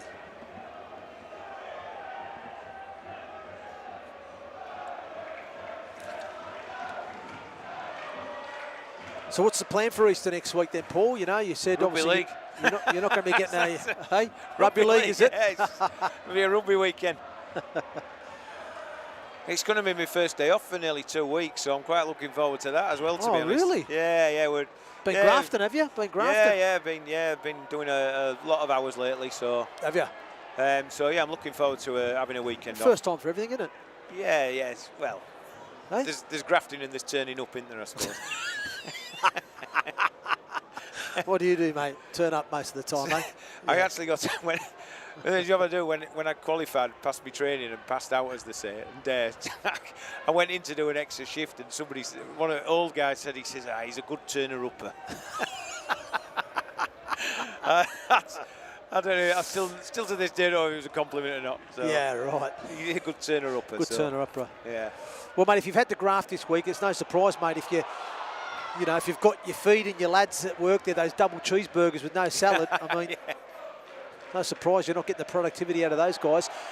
Anyway, so another high kick again goes up, and Noah Faluma claims it well, yeah. A decent kick return from Noah Faluma, some good meters there on that kick return. And it's a tight game this time. It was always going to be a tight game, wasn't it, Paul? Yeah, of course it was, yeah. So what about you then? Not sure, are you rolling eggs, anything like that? Oh, I'd like to, mate. But my, I'd like to, mate. You sounded like you were going to say you're under instructions then as to what you're doing. I'm not under instructions. Just watching this here for a little bit. Sorry about getting distracted there, mate. Yeah, I'd probably set up the the Easter egg hunt. Right, yeah. Yeah, do that with the kids. You know what I mean? Around the mansion? Around the mansion. You're just cordon off one wing. Yes. Yeah, I'll do it. I've got a decent backyard to hide the eggs in, haven't I? So yeah, you have. So you're one of the greatest views ever. 100%. That's fantastic, mate. Great spot. So yeah, we'll be doing that with the kids, mate. We'll get to see them that next weekend, which will be great. And we'll get that going, mate. So happy days. Are you calling any games next week, or do you not? Is it a bit early? I've not got any in the schedule at the moment, mate. So yeah, like I said, the funny thing is, mate, when you're working in this kind of, when you're doing, that's a knock on. Great tackle, mate. Sam, it's on! It's on! Look out! There's punches from there, Jazz Tavega. He's took exception to the shot from Sam Cook. Yeah, Tavega hit him then, didn't he? Definitely. Oh, wow. Well, it's been a while since we've ever seen a punch thrown in a game, hasn't it? Well, he talked about the 30th anniversary of Super League. Well, it's almost reminiscing. It definitely looked like he'd thrown one then, he's definitely thrown one, 100%. It was just that sheer frustration, wasn't it? It was sheer frustration. And you know what? He's hit the ball, he's come out. This moment could cost Wakefield. I mean, it's a great tackle, Sam Cook. Yeah, because the ball comes out and he didn't like it. There. Well, not watching it, is there? Jeez, it looked from here live. When It he saw looked it like first, he, it looked it like looked like he threw the punch, didn't it? Absolutely. But he hasn't thrown a punch. Nah. We got carried away there, folks. We got too excited. We thought, 30 years of Super League. We're going back 30 years, and we're seeing a bit of bring back the biff. Yeah, we're seeing a few haymakers being thrown and getting stuck in. But do you think you might get 10 minutes? I don't think you can get 10 minutes for that, can you? Surely. No, I think you do nowadays. Do you? For that? The thing is, Come on. I just think it's the way the rules are nowadays. I mean, certainly, listen. It's how it's interpreted, isn't it? Yeah, but he's not thrown a punch, has he? I don't think he has either. He's basically pushed the ball back in his face, hasn't he? What he's done. He's used the ball to go get out of the way like that with the ball, hasn't he? Like, it's a penalty. It's a penalty to York, 100%. Just have a word with captains. That'll do. Get on with game, boys. Calm them down. Yeah. No, in it. Penalty to York. That should be about the end of it. Yeah.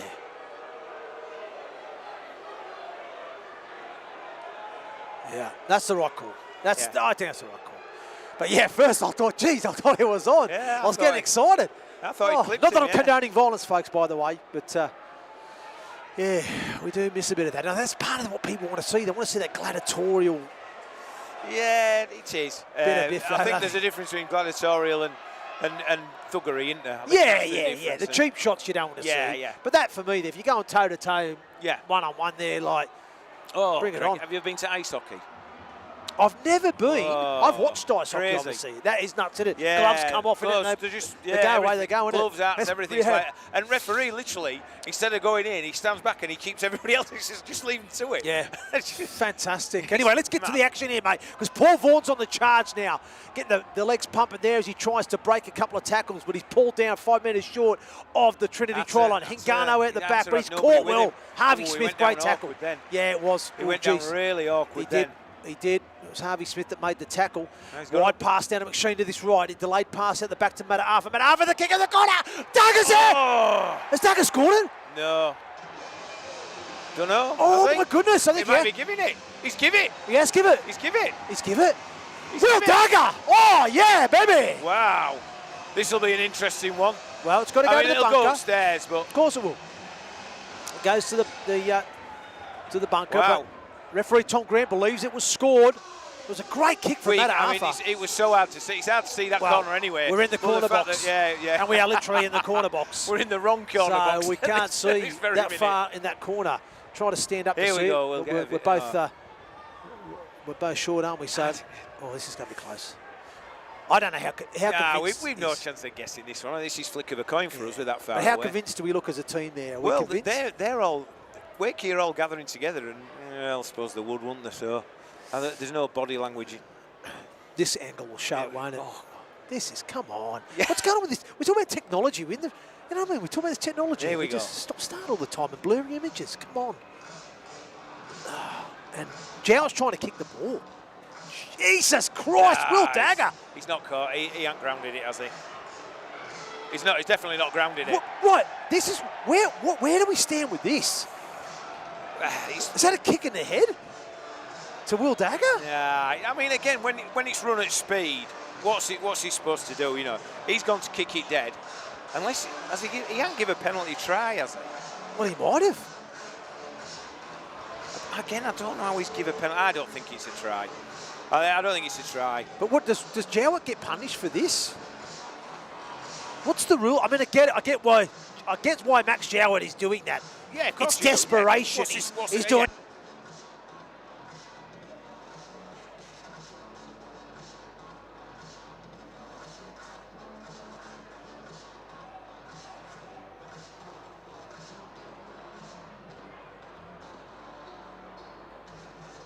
Fine, aren't they now? So definitely don't think it's a try. Oh, it's definitely not grounded. Nah. It's just what's the outcome going to be? No try. It's what does Jowett cop something for this? We knew it was no try. I'm surprised. How does he restart the game? I can only assume. Play the ball, I think. Well, I can only assume.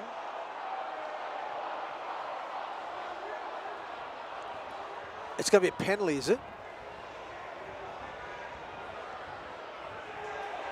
He's going to send him. He's going to bin him, isn't he?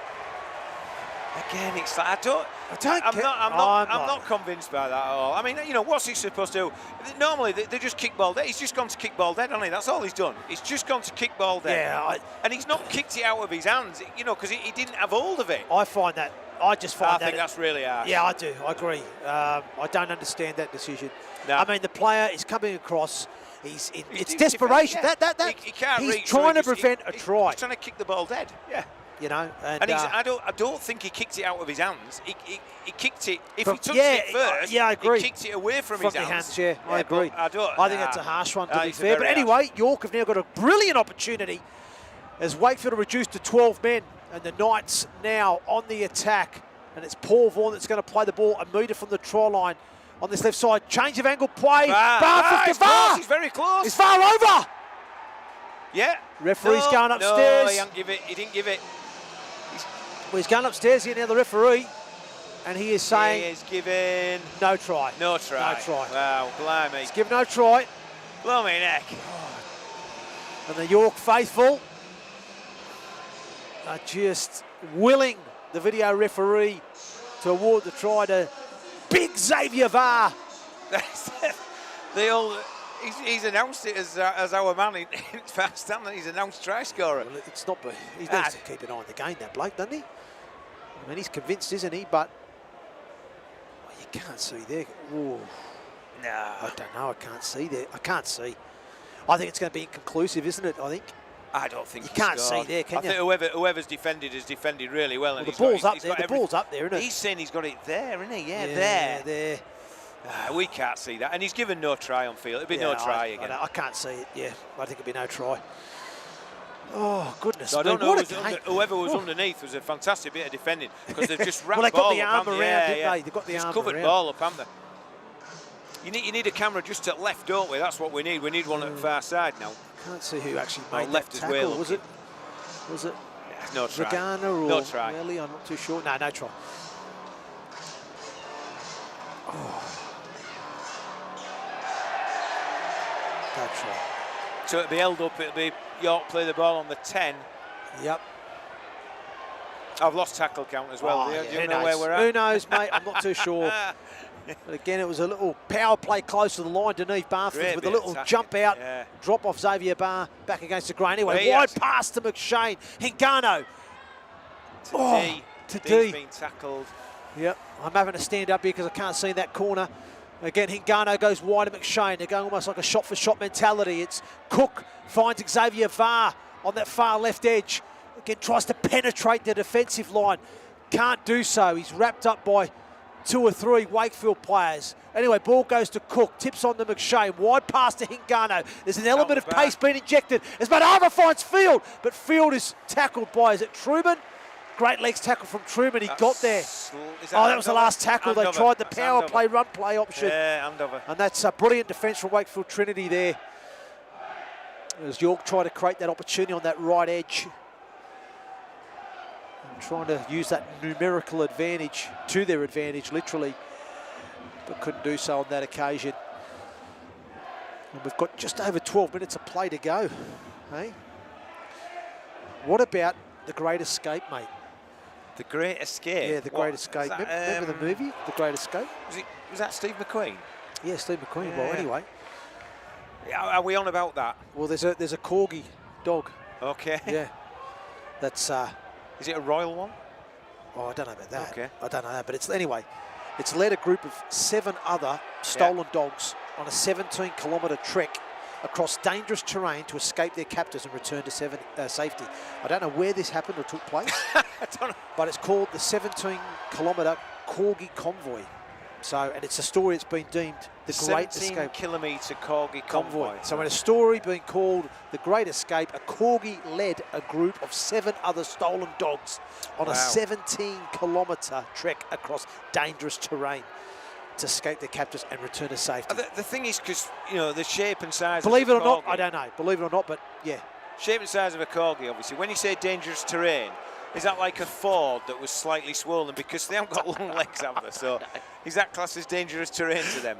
Possibly, a mate. Ford that's six inches deep, for instance. Could be right. And what were the other stolen dogs? Were they, All long grass. were they corgis as well? But anyway, the Knights go down this right-hand side. Jesse D with the offload back inside to McShane. Oh, he slips. Oh, he slips agonisingly close to the try line. He didn't know whether to pass or not, did he? And Goodness he me. was about to. I know. It was a great offload from D. Anyway, they move the point back this far left. Use the men. Yeah! He's over. Scored this time, definitely. Nikhil Williams. That's the extra man, isn't it? That's what meant the difference there. East to west. I hope this 2 points doesn't come back to Horners like you said it in the first half, didn't you? Dear me. Jesus. Oh, great stuff. Well, they attacked this right-hand side to York. Jesse D with the offload back inside of McShane. McShane was trying to weigh up the pass option, but he just slips agonisingly close to the try line, so he couldn't find that pass. But then off the resulting play the ball, the width of pass and the speed of pass to get it across from right to left was sensational. It's good stuff. It was a lovely skill to find Nikhil Williams, who scores in that left-hand corner. Now, he has got a huge kick on his hands now. Whoa, 14-16. 10 to go. This is it's good from York, and the fact that they've gone down to 12. We've argued, debated that whether we think it was wrong or right. Yeah. But York have taken advantage. Yeah. And we did this when we played Hull KR. They went down to 12, and you just expect us to sort of carry on chugging. But we're such a better team than maybe sometimes I give credit for. Yeah. The fact that you've got to start believing, Paul. You've got to start believing. Yeah, this is a good football team. It's close. He's got it. I thought he had it there. I think it was short. Jeez, it was, wasn't it? I thought he had it. The accuracy. Yeah, it was on target because they all started cheering. Yeah. So it must have been on target. It was on target. Just dropped short. You're right. You're right, mate. Oh, it's agonisingly close there for Nikhil Williams. And so that's 4 points. Oh, geez, the crowd's come alive now, haven't they? Yeah. 2-point ball game, folks. 9 minutes remaining in this second half. And I think Max Jowett's probably got about another... I think he went off on 14, so I think he's got about another 5 minutes to go. Maybe 13, I think he's got, I think he's still got a good... I think he'll come back on with about 4 minutes left. 3 to 4 minutes, I agree, Paul. So there's a real opportunity for York. And don't forget last week, and again, for me it all swings and roundabouts, doesn't it? You look at last week, we had Hingano binned in the first half. So that's a great kick-off return. David Nofaluma. Now the tempo's being upped here from the Knights as Xavier Varr carries strong into the teeth of Wakefield. And you can get a sense of the Knights now trying to really up tempo as Paul Vaughan takes the third carry, and we're well over the halfway line now into enemy territory. Vaughan plays the ball about 15 in from the left-hand touchline. It's Hingano out the back to McShane. Promotes it to Matafa. He was hit late then. He's got Krampus, Hingano. Yeah. He needs to keep moving. Oh, somebody's hurt, are they? Oh, no. Oh, no. McShane's saying get on. Yeah. That looks serious. It doesn't look good at all. Yeah, it's Matafa, is it? Oh, it's a big loss. Oh, it is. That's a big loss. He's been in such good form in the Super League season, Toa Matafa, and he is not in a good way. Nah, his shoulder's hanging off there. Look at that. You can see it. He's either done that or his forearm. Forearm elbow. It's either forearm, elbow, or shoulder. One of the three. Somewhere on his arm. Yeah. Let's say it's a left arm issue. Yeah, I mean, I'll leave it at that. You know what I mean? But you just tell, can't you? Because the minute he's doing that, I think you can tell the way he's holding his left arm. Yeah. God's sake. Oh, jeez. Well, that's going to put a bit of pressure on now, isn't it? I mean, if Ben Jones-Bishop's no good, you're going to have a look at our bench here now. So if Bishop's Dagger's full back, isn't he? So there's Dagger, replacement. Can go there. Or and then Holyfield can go on wing centre. Oh, he's already on, isn't he? So somebody'd have to come back on for... Well, so you go one or two options here, don't you? You either you drop Nikhil Williams to fullback, you put Holyfield into the left centre, or you put Dagger to fullback. You put Dagger to fullback, you move Holyfield to the left centre and put Nikhil Williams on the right wing. You definitely put Dagger to fullback. I mean, that's his natural position, isn't it? So, and I think he's linked. Well, Sam Wood's still on, isn't he? He's still on, isn't he? Yeah. Oh, you probably just push Woody. You just push one out. Simple as that. Yeah. Holyfield goes into right centre, or Jesse D, one of the two, into right centre. The other one goes in the back row. Yeah. And then Sam Wood goes onto the wing. Dagger drops the fullback. Simple as that. You won't believe that's the least hassle. When you're looking at Toa here, you won't believe there was anything wrong with him. No, it's just the way he landed. landed. The concern of other players and the concern of the doctor. Well, Paul McShane straight away. He's just he's signalled to the bench. To it. His face, you won't believe there was that wrong with him, but he's definitely done something quite damn bad here, hasn't he? Well, he is, because is he taking the happy gas there? I think he's on oxygen. Yeah. It's obviously pain. He's in a lot of pain.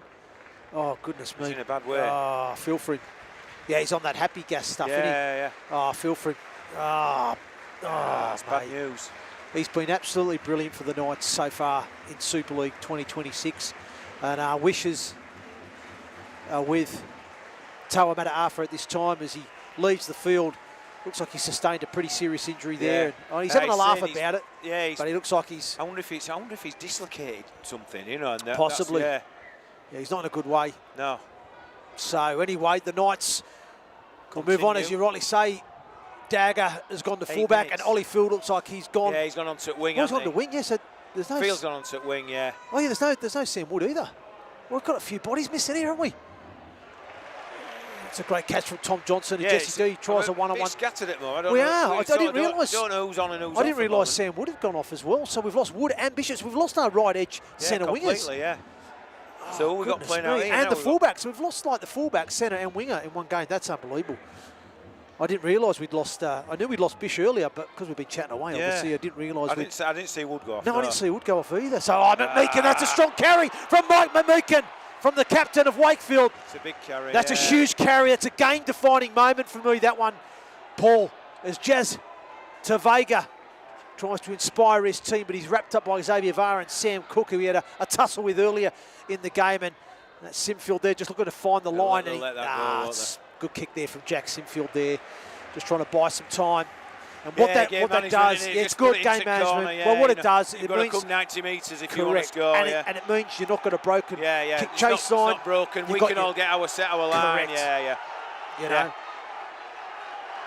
So 7 minutes to go on the clock, and there's a real tense feel about things at the moment. As David Noah Faluma, some good post-contact meters for him there. He's carrying strong out of yardage, doesn't he? And Ollie Field coming next, and we've got a real battle on our hands here. We have. Just under 7 minutes remaining in this contest, and Sam Cook finds Paul Vaughan, and Vaughan twists, turns, late offload. Great offload. Barfoot steps off the right foot, beats one defender. Good carry. He's played all game as Barfoot, hasn't he? He entered a break. No, I think he had a spell as Sam Cook comes out of night. I think Sam Cook went into night for a spell did he? at one point. Yeah. But Sam Cook's played big minutes. It was a poor pass there to Hingano, but Hingano looks to inject himself. He finds D with it. Oh, he couldn't get the offload back inside of Hingano. He's wrapped up there by... Done well. It's good yards, though. It's good yards. Get by up, Tom get Johnston, up, isn't it? Oh, it's good play from Hingano. As McShane's left with the ball. Left-hand kick goes up. Corey Hall's back there, and Hall makes the catch. But again, the Knights... It's good take. The Knights will come hunting now as Will Dagger makes the tackle on Corey Hall. We need that line speed coming from the Knights now. Just under 6 minutes remaining. I'm not sure when Jowett should be returning to the field for Wakefield. I think he's got another couple of minutes. Yeah, the next minute to two. You're right. I think so as well. And, Wakefield's still down to 12 men, but that's a strong carry. Again, in behind it's good yards. Well, like you say, with 75 minutes in, there's bound to be odd gap in there now. There's a bit of fatigue involved, isn't there? But it's been a tough odd game. Oh, that's a great play. Great ball. Johnston and Wakefield. Oh! Good try. It's a good try. It's a good try. It's a good try, given that they're a man short out there, and they've stretched us there and pulled us apart. But again, as you're saying, this is our right edge. Who have we got on our right edge at the moment? We're disjointed at the moment. Again, I'm not one to make, and I know Mash is the same. You won't be one to make excuses, and you're not looking to make excuses, but you've also got to be realistic as well. We've got two back rowers playing centre and wing at the moment. You're up against an established Super League centre in Corey Hall and an England international winger in Tom Johnston. Yeah, great. He was a proper winger's finish, wasn't it? It was good. Yeah, it was good. It was, and again, it was, like I said, it was the carry, I think, previously. I'm not sure who it was for Wakefield that carried, put a dent in us, didn't they? And it got them a quick play of the ball. They used the width, the speed of pass and the width of pass. It's Tavega that finds Jake Truman. Truman finds Hall at the back. It creates a 2v2 scenario. And what Hall does, he takes Dion on the outside. That gets Olyfield interested. And then he's able to release Johnston with the flick pass to his winger. It was a classy bit of skill. You've got to give credit. It was a good try, You know, and then like Johnston... I said, especially when they're a man down. 100%. You know, they stretched us and split us then as if it was... We were one missing. Yeah. And then, obviously, Johnston has the ability to go around the fullback Will Dagger and score almost under the posts, and Jack Simfield will be the man to try and add the extras with Jowett just on the touchline, who will look like he's going to come back on in the next 30-odd seconds. Simfield puts it over, and that's probably going to probably secure victory for Wakefield, I feel. Yeah, 2 scores. I think it's going to be a bit tough to score 2 in the next 4 minutes. I think the Knights will have to look at going short here. Try and get the ball back. Again, it was a nice bit of play there. Truman to Hall, wasn't it? And he just sucked. You know, our centre and our winger both went inside, didn't they? Yeah. Yeah, it's a good try. It's a good try. It was well executed. You know, well executed with a man down. Yeah, Veronica's not happy, is she? Jowett will come back on as well now. Here we go, short. And it's a good catch. It's a good catch. You've got to get Tom Johnston. Yep, they set up there for the short kick-off scenario, and they. Yeah, they've got to throw it though, haven't they? They've got to throw dice a bit. So. Yeah, you're right, mate. You're right. Well. Tough one to take this. I think we've. Yeah, it is. Yeah, I think because I think it's called held. These called held. The bit I think I thought we should have. We didn't come away at half-time with enough impact. You know, I thought we deserved to be more in front almost. Gotcha. But on the same hand, there were only our errors that didn't put us that far in front. You know, so I think we bombed a couple of tries, didn't we, in first half, and that was costly. Yes. Well, I think conceding the try in half-time was costly. So if you look at the game, the context of the game-changing moment when Jack Martin's penalised for putting Ollie Pratt in goal.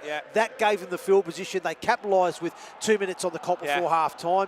You know, and again, it's those fine margins, isn't it? Yeah. And as I called it in the second half, the penalty conceded, I think it was Barnforth and Cook involved in the tackle on the halfway line. When the game had sort of settled into a real arm wrestle, set for set, nobody had that ascendancy.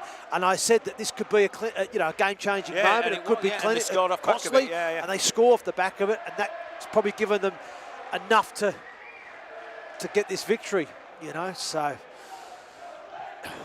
Xavier Var makes a line break. Good on Xavier. Good bumpers. He throws off. He throws off Max Jowett there. But good scramble defence from Wakefield. But what a carry from Var. It was an inside pass from... Oh, that's a poor decision. Who threw that pass? Dagger. Was it Barnforth or Dagger? That was Dagger. Oh, Dagger. Jeez, come on, mate. Oh, but it was a great carry from Xavier Var, wasn't it? Higano again, the provider. Short little inside pass. Var breaks the line. He has Max Jowett in front of him, and he says, "Get out of my way." Boom. Yeah. Bulldozers over the top of him, but then the scramble defence of Wakefield got back there to haul him down, and unfortunately the play after, Will Dagger tries to throw it back on the inside, but it's intercepted by Wakefield, and I think they'll just try and close this game out now, won't they? Oh, they've released Ollie Pratt. They might another one. Oh, Dagger misses the tackle. Scored. And Ollie Pratt scores. Scores another. And he'll be disappointed there, Will Dagger, with that tackle. He knows that it was his pass that was intercepted that's given Wakefield the chance. And it's almost a disappointing end of the game. It is, because, you know, scoreline all of a sudden has gone right away from you, can't it? And the game has been a lot tighter than what the scoreline's reflecting, to be honest. And then, ironic, it's a York lad that seals, that's a double as well. Seals the fate of the club tonight. That lad on the screen is from Hewith. Well, try is confirmed by the video referee, and so it looks like we're not going disco dancing tonight, Paul, are we? No, especially if you're up at 4 in the morning for work. Oh, you're grafting, aren't you? I forgot about that. You're grafting for a change. No, I won't. You're not just turning up tomorrow, are you? Actually, I'm a good turner-upper. I know you are. Yeah. But yeah, you actually grafted tomorrow, aren't you? So yeah, we're not So discounting yeah, tonight. so it's a shame. So I think again we've competed without a doubt. The disruption to the lineup has really made a difference. You know, I think Max Shane's ended up in centre out here, hasn't he? Basically with Holyfield. It has so we've been got Holyfield on wing, and we've got Max Shane, who was a standing halfback who's played really well, yes. and he's ended up in centre out on edge. That doesn't help us. I know they've scored 2 tries. They'd argue when they had 12 men on pitch, and they shouldn't have had. There should have been a full 13. So like you said, we've had a little bit of disruption, but that's the nature of the game, and you've got to adapt, and you've got to, you know. And I know Mash, the head coach here at York, won't make excuses, and he won't. And he knows he's got players that understand their roles and can fill in and do jobs, and that's the way it is. But you know, disappointed there that I think, like I say, I think it'll be decent, you know, on reflection and look back on first half and what might have been, you know, that's the thing. Yeah. And it could have easily been a 12-point shift other way. There's 12 points in game, you know, and that's the big difference. But you know, you could argue these are learning curves for York. You know, they probably should have taken some of them opportunities, them points, and they didn't. Yeah. And it's come back to bite us, you know. So, well, it has. And you know, I will give Wakey some credit. You know, they've done enough. They've done enough, haven't they? I don't think Wakefield have been at their best tonight. No, I don't. I think they've been very clunky, and I think I don't think they've hit their straps yet. No, I don't think they've hit their straps yet, and I know they've won the last 3 games consecutively leading into tonight. But even in those games, I don't think they've been at their best yet. Oh, there might be a chance. Oh, I thought it was going to be a late chance there, but not to be. In the other Betfred Super League Round 6 fixture, Hull Kingston Rovers, St Helens. Hull Kingston Rovers, I think, have run out 52 points to 10 winners. It was close with that one, against St Helens. So that's an emphatic victory for the Robins at home. And that's a statement for me. That's a statement victory tonight for Hull Kingston Rovers. I agree, coming out with that after the... They've probably been criticised a little bit. They've been patchy, and I think the news that Willie looks like he's going, do you think that's a Dougal, look what you're leaving behind? Possibly, or he'll go anyway because money talks. Yeah, but either way, that's a great response from Hull Kingston Rovers. A fantastic victory for them. As of tonight, the game here at the LNER Community Stadium has finished. Wakefield Trinity 26, the York Knights 14, and unfortunately for the Knights, a couple of casualties. Ben James Bishop coming off. I think that's going to be the big worry. Toa looked quite. He looked bad as well. I mean, as awful as it sounds, you hope it was a dislocation because the recovery time's better. Pop it back in. But we don't, you know, we're speculating. We don't know. So, but you know, there's plenty of replacements. You know, obviously Dagger's back out there. He can play fullback. You've got Scott Galliano who can't get in game alone. Williams can play fullback. We've got options. So we're okay. We're backed up. And then we've got Huddersfield next week. You know, so all of a sudden the reality is Huddersfield game is a big game. Yeah, it is. Because they are bottom. They're at Wigan this weekend, which is a tough ask. And then they're playing us. And for whatever we say, and however good we've been and close we've been and things, we've only got 4 points in back. Yeah. And all of a sudden we're in the bottom 4 as it was, and that's what we'll be looking at, rather than York are doing really well and they're playing entertaining rugby and everybody's enjoying it, things like that. But we've only got 2 wins, and we've got 2 wins by 1 point. Yeah. And they need to sort of turn that around and get something under the belt. I'm not saying that they were good tonight, York. I think I agree with you. They played a clunky Wakefield team, but a clunky Wakefield team did enough. Yeah, was good enough to beat us. Yeah. So, I think again, but I do still think we're learning. We're adapting the Super League. Yeah, you know. I think one positive from tonight, you know, what I've probably seen over the course of the first 5 weeks, is we've probably consistently given away a number of ruck infringements in the first 5 games, as good as we've been. Yeah. And I thought tonight we really reduced those. I know that would have been a focus of the team and of the coaching staff this week. Again, so I thought that was an improvement. Yeah. So when we discussed referees, we spoke about it earlier, and I think he set his stall out tonight, did Tongra. First few minutes, it was penalty, and you know, and it was 6 against 6 again. Hardly saw any in second half. No. Considering there was, you know, we said there was a lot of loose ball and some drop ball and things like that, but there was very few 6 against a pen, and he actually let the game go, didn't he? I thought, you know, second half again, it was very different, and he let the game go, and I thought he was good in that sense. I agree with that. Well, like I said, for the York Knights, upcoming next week, they're away against the Huddersfield Giants. Next Saturday. Which, as you said, a really, really important game. The week after that, the Knights travel away again, this time in the Challenge Cup quarter-final, where they are going to face Hull Kingston Rovers. A resurgent Hull KR. A resurgent Hull KR who, we were fortunate enough to beat in round 1 of the Super League. I think we're going to face a different opposition that day, but it's a different competition, and we could get excited about that. We're 2 wins away from Wembley, Paul, so looking forward to that. But the focus now will certainly be very much on Huddersfield Giants next week in round 7 of the Super League. Well, that's all we've got time for tonight, folks. Thanks very much for tuning in. If you've been tuning in live, will you catch up later on at some of the points through the week on our YouTube channel. I'm Andrew Henderson. This is Paul Harrison. It's Hendo and Harro here in the corner box. Thanks very much. Good night. From us too, and